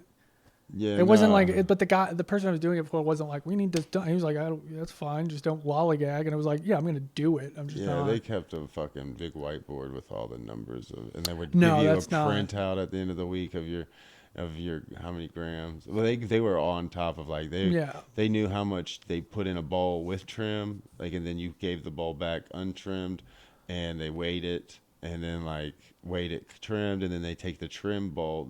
You have another bowl that you put all your trim in, Yeah. and like stems and everything, and they weigh that, and they calculate and like so make sure nothing goes missing or something. I was just helping a buddy out who just had an operation going. And like at the end of the day, he'd be like, you can take the trim. I don't want it. And he'd be like, oh, does it work? And he'd be like, oh yeah. And then you'd take it and you'd get high off that for like 6 months because it'd be just trash bags. Well, not, once it was a trash bag. It was about one day you'd get a trash bag, and then the next day there wouldn't be that much left to trim because you didn't have that much weed. But what we would do is I would always get them. I would take all the trim at first before I learned how to do the whole critical, the butane extractions and everything. See, I don't even know what the fuck I wouldn't even say I know how to trim properly. I just know every time I was finished, I was like, that's what a nug of weed looks like. So boop, it's done. Because he was just like, don't be an idiot. Like that was all his instructions were like, don't be an idiot. It was like, you okay. just cut off down to like, there's some people that like to leave more sweet leaf, which is sweet leaf is like the real crystally leaf right on top of the bud that you can either manicure that up. That's like what I call the difference between trimming and then manicuring. Some people like to go in there and get all that sweet leaf out of there, and I don't. I like to leave, like I cut it back to the point to where it's not gonna get the brown tips and dead tips from it being like fresh weed that's still dry. And usually like I'll cut it back far enough to where it's just like a still nice little bottom end of the weed, and it's like just a crystally crustal, like encrusted, like, because you just like don't want to cut that off. Like there's so much THC and everything in that, and it just looks so good, like sugar. Like I just like weed. I like having enough weed that I could just smoke joints. Yeah. I hate smoking weed any other way. But the best thing to do with that trim is you get you a coffee can and some dry ice, some cheap thing, dry ice from a refrigerator company or somewhere. You can get it cheap. And coffee can, old coffee can, and then some pantyhose. Put the pantyhose over the coffee can. Put a rubber band around that bitch with the dry ice and the trim in the coffee can. A couple handfuls of it, and once it's dry up, and then like the dry ice will freeze all the THC crystal No. and the shit and all the psychoactive off of the leaf matter, and it'll shake through the pantyhose, and you do it like either on a flat surface like this, like a plastic table, or I always do it over a big baking pan. Yeah. And see, that's like I used to do shit like that with meth. and then you can put I would put a couple quarters or something in the coffee can. Shake the shake out. Yeah, I used to do like acetone washes with meth and stuff. I don't know how it's not. It can be worth it, and it's just like 50-50. Sometimes it's not worth it, just because you don't lose much. Like it still comes out better than what it was, but it's like it wasn't that much better, so it was just kind of a waste of time. And then other times, it's like, oh, this did wonders. So you add acetone. You basically wash. You basically I don't know if I can say wash. Wash it, like you let it get into acetone, then you strain it out. And then you just let it recrystallize, kind of thing. There's a process to it. You'd have to get like strain it out over like a big baking pan so it's thin. Then you scrape it back up. Like I haven't done it in years because it's stupid. Because then you have to buy acetone, but there's like a process for it. Oh, you gotta buy it. It's like $3 a jar. It's stupid though. It's like, dude, it's like you I always get really the highly filtered, like clean shit. I'm right? sure you can use acetone. You can probably use another form of there's cleaner fuel. Because like I used to use a guide To clean your chemicals. I would use the guide that's on our subreddit or on our Discord. And I just followed that every time, and that worked. But there was other options that I was like, if you want to do more extreme, do this. And it was like, I don't want to do. I don't know if you'll have all that on Reddit here in the next couple of years. No, it's not going to be on Reddit for a while. They're getting they're getting very popular. Stems has already gone private, I think, because that was the last. I don't know why I'm involved in these meetings. I have nothing to do with the subreddit. I have nothing to do with Stems subreddit because I'm a moderator on High and Dry. They just were like, oh, and you're Mikey. Like, everybody knows you from both communities. You're involved in this. So I'll have to, like, do these meetings with these people. And they're like, what do we do here? And I was like, I'm kind of watching porn right now, guys. I'm not paying attention. I don't know. And then they went. Can you see me? I believe they went private. I'm not sure. But what is this? It's a subreddit? Called R Stems. I don't think it should go. This is for stems. Like stimulants. Like okay. I got it now. I get it. Got it. Ching. I'm not in. I don't know the drug lingo for that. Like, it's just I know that fucking. It's basically like yo. There's that, and like then there's like stuff that came out from like Blue Light, like shit like that from back in the day, which was like a big drug forum. It was a swim, and then like, so I'm involved like. If I were to involve on a subreddit or to be involved with our stems, then there's like our meth. I don't fuck with our meth. Our meth seems more like trolling. With you. So they're already like shutting the shit down. They're shutting shit down like that. That seems like they're heading towards us. It looks like I didn't see as many nipples this time. Yeah, lately. Like there's a lot of weird porn stuff getting shut. Not all of them. It just seems like a lot more like that could be taken as violent. Like porn. There's rape porn in there? No. It's just something I hate coming across that. It's like, oh, she's hot. Like BDSM subreddits like, kind of thing. He's gagging her with his cock and plugging in her nose. It's like, that's too far. Yeah, I don't understand that shit. But like, what's the plug in the shit nose like for? that. You're into some come weird on. shit. She's already doing that. Yeah, like, kick her while she's down. Clearly choking. Not having a good time. But like BDSM sites and stuff like that, I think are like, what else we got? This one kind of makes sense. But Tumblr in Action, that's one I used to follow.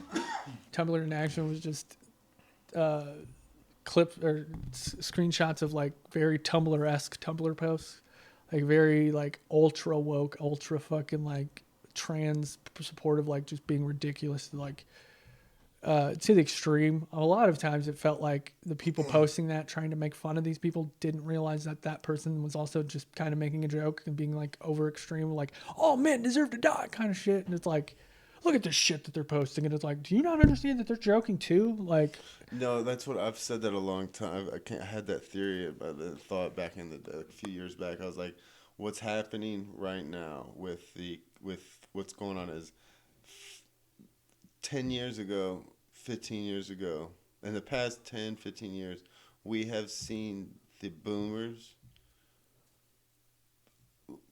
figure out the internet themselves finally. They have somehow. gotten it down. And it doesn't even it's seem blowing their fucking it's finally like we have grown into it and grown with it.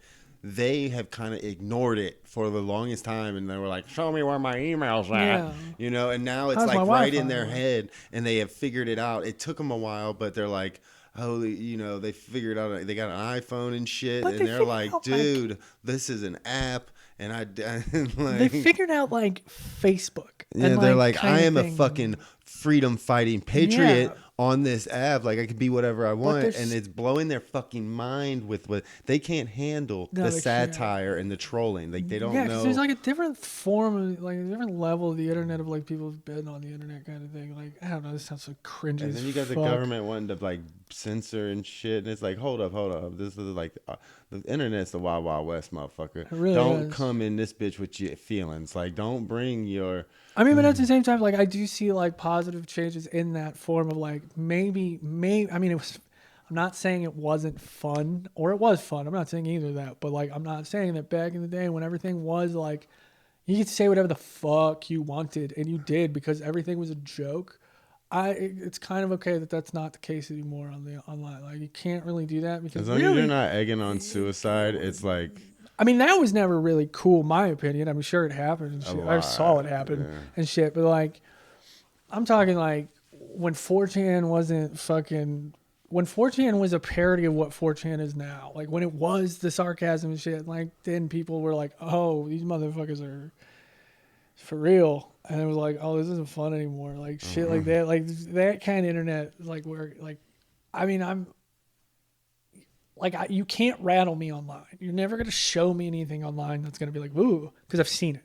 I've been there. I've done that. I ain't even care. Yeah, that's how I go into Twitter. It's like, haha, you're Yeah. not gonna. Even if I get like proven wrong, I'm like, nope, sorry. Swat me. You still seem People like have an tried idiot. before. It doesn't matter. Like They don't- people have gotten my shit. People They're have not fucking. swatting me here. I hope. I don't know what they would say. They're not gonna swat me because I have a VPN. I'm not stupid. But like, get a VPN if you're gonna troll. Like, I don't troll like that. I just prove them. Yeah, you're on Twitter. Wrong. You might get people that are that stupid enough. It's a long driveway. It's a long way down at the bottom that you got to come up, and I'm at the fucking point. The thing high that you end. get to worry about is like you have a lot. Never mind. We'll talk about that later. But like, there's a lot of stuff You online. say that I'm There's highly there's protected. I got a stuff lot of online. guns. There's a lot of accounts online that could be gotten into just off of some shit. Oh yeah, no. Like the internet thing does. It worries me a little bit because I'm so fucking ignorant when it comes to the That's the the internet. scary part. Like but I don't really put. I mean, I guess I've got the bank and our shit's insured. We're insured to like 250K if like that was to go missing or fraud or something like that. Yeah, I And- mean that was probably your biggest threat would be that, and then you probably have and our banks. Is, anything that would be anything holding money. That's especially like the less and less it would be like a bank. So say like fucking, I don't know. I'm not saying you use this, but something like Robinhood isn't necessarily a bank. So yeah, it's protected, but it's probably a little bit easier to get your shit off of if they wanted it.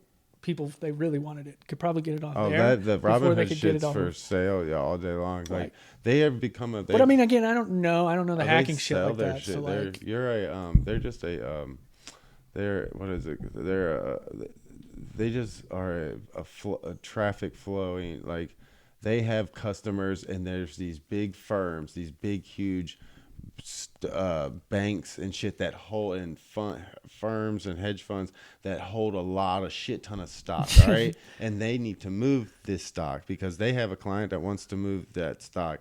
So they basically what they do is they send them customers. All right. Rascals. And they like, so they'll lock you in at a certain price on the Robinhood app, and they'll make a half a penny on you Yeah. for the transfer or something. But this is millions of trades that get done right daily, you know, every hour probably actually on the Robinhood app, as popular as it's gotten. Yeah, it's So like they do that, but that they're selling the data pretty much, and they're selling it. They that it goes to the Citadels and all of that. I believe it is, in the Fidelities and shit like that. And they sell them this package of data, and that tells them what, you know, the flow of traffic and what's they're doing, if they're selling or if they're buying.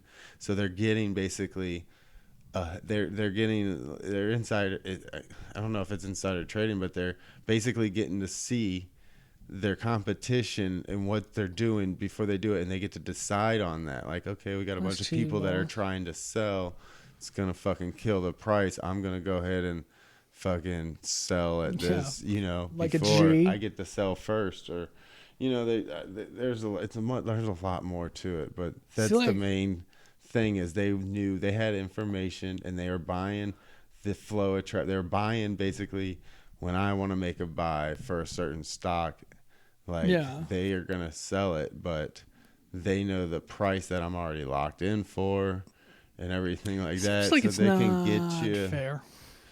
Yeah, but you know, there's what I like about the Robinhood thing. Someone that's actually like had a broker's account when I was like 18, just to like, because they had an online one back then. Like they had the commercial with the little baby and the tablet or computer. You know, it was I just bought a stock. Or whatever the fuck. Like that was back when I was around 18 years old, and I had an account because I went to college, and I was like, all right, I'm gonna take this serious. I'm try to figure it out. I'm trying to on my own, but it was very glitchy. It was not user friendly. You didn't know what the fuck was going on, and I was going to college for some shit, and they weren't teaching you nothing about the real stock market or finances whatsoever. Like that wasn't even talked about in this shit, you know, really. So I like basically kind of did my own stuff, what I could at that time. The internet, I didn't really use YouTube. Wasn't popular. No, yeah. You know, this is 2008, 2009, 2010. You had to use Ask Jeeves. The fuck? Yeah, like eBay was the king, not Amazon. Amazon wasn't even thought of yet.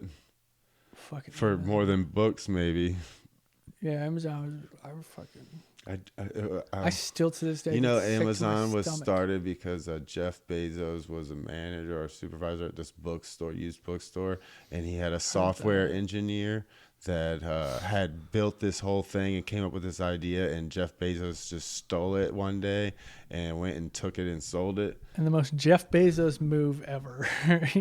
Jeff Bezos. I don't know if that's true. I just came up with it. So I don't know. I thought it'd be like, it's a great conspiracy to start, at least. It's a good rumor. Like people will take it because they hate him so much. They're like, he stole it from an employee. I mean, to be honest, it sounds like something I've heard, but at the same time, you could probably say Jeff Bezos killed a baby to get this information. But like, you know what?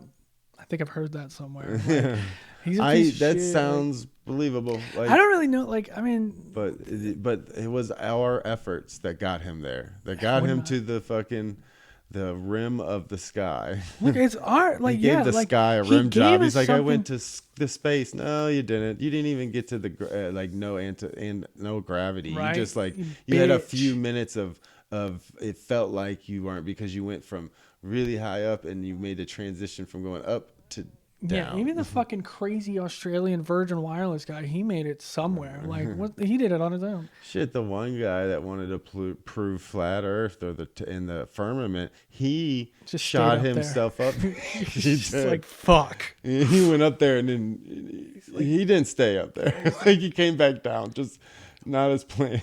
Came back down. They're like, what did you see? And he was like, what do you think the last thing he went through his mind? His ass. It wasn't flat. Well, you are, sir. Yeah. Let us know on your way down. It's not. Yeah, we couldn't. Poor guy. Should have probably just went with I don't know, all the science instead of being like, I need to get, okay, science, I need to fucking see this for myself. Yeah, the only thing that killed that blows my mind with the flat Earth thing is like the only good thing that I've seen, and that's kind of like I haven't seen a good explanation for it, and I'm sure there is one out there, but there are a lot of NASA and CIA, I guess, documents from like physicists and like aerodynamic, like all of that, propulsion and all that, and it says right there the math and all the formula that's used, and it says equation and math is done and experiment blah blah blah on non-spinning flat Earth, on all of these like tests and all of their what is it, the trials and running it through the math formulas to test the theory, all of that, they're using a non-spinning flat Earth, they're saying. And I don't know if it says it on there, like they're just like, let's check it just because it's supposedly the CIA documents. I haven't looked that one up. That one hasn't really gotten, because I'm not into the flat Earth. It is like a flat that. Earth. It's a flat Earth. I could care less either way. Because again, I'm a white dude. What It if doesn't affect my day either way. What if actually we're just a smaller island? Pretty much our what we call Earth, it's flat pretty much to still. Because we're just a small island, and there's other islands like ours out there, and we're just trapped inside the ice wall that they've got us contained in, because we are the criminal fucking the outcasts. They threw us like what we did to people in Australia, like we threw criminals there and exiled them to that island and shit, because they're like, they'll never make it there. And they still survived. That's what this whole our terrestrial plane is. And then like if you get past the ice walls, there's other lands that are like actual where Superman that came are actually from. like where they call the names of them are like Mars and Venus and shit, and it's like Uranus. Oh shit. Pluto? No, not Pluto. And Planet X, well, he doesn't like who goes by the considers Planet Latina X or no. So that's a fucking deep cut. All right, give me one of those. You wanted a bong rip? Yeah, we're gonna. It's been a minute. We've been done a good one. You got any good advice from Mikey? He's been on a roll. He's been killing life lately. Oh, try your hardest to be a white dude. No, give a hand for the white guys. Like we never give it up for the white guys. Like just there, superior. I don't know. Fucking have an abortion. Support women's choices. What? I never think of this question, and I should ahead of time. Yeah, I'm getting a vasectomy to support them. Yeah, I should get a vasectomy. I'm just not gonna come. I don't know. Stop being cliquey. Like it's a comedy scene. Let's just be a scene. Let's be friends. Let's do this. The better you're doing, the better I'm doing. Yeah, so lick like each other's ass. Yeah, like the more we fucking the better each individual is, the better the scene's gonna be. Like, so like let's stop this whole. You lick my back, I'll lick your back. Honestly, except for never mind. Almost said it. Mike will lick your ass after a game of Pee-wee football. Of course. He wants you to call him. Don't worry about it. You'll figure it out. I always forget they ask me a question and then I don't know how to answer it.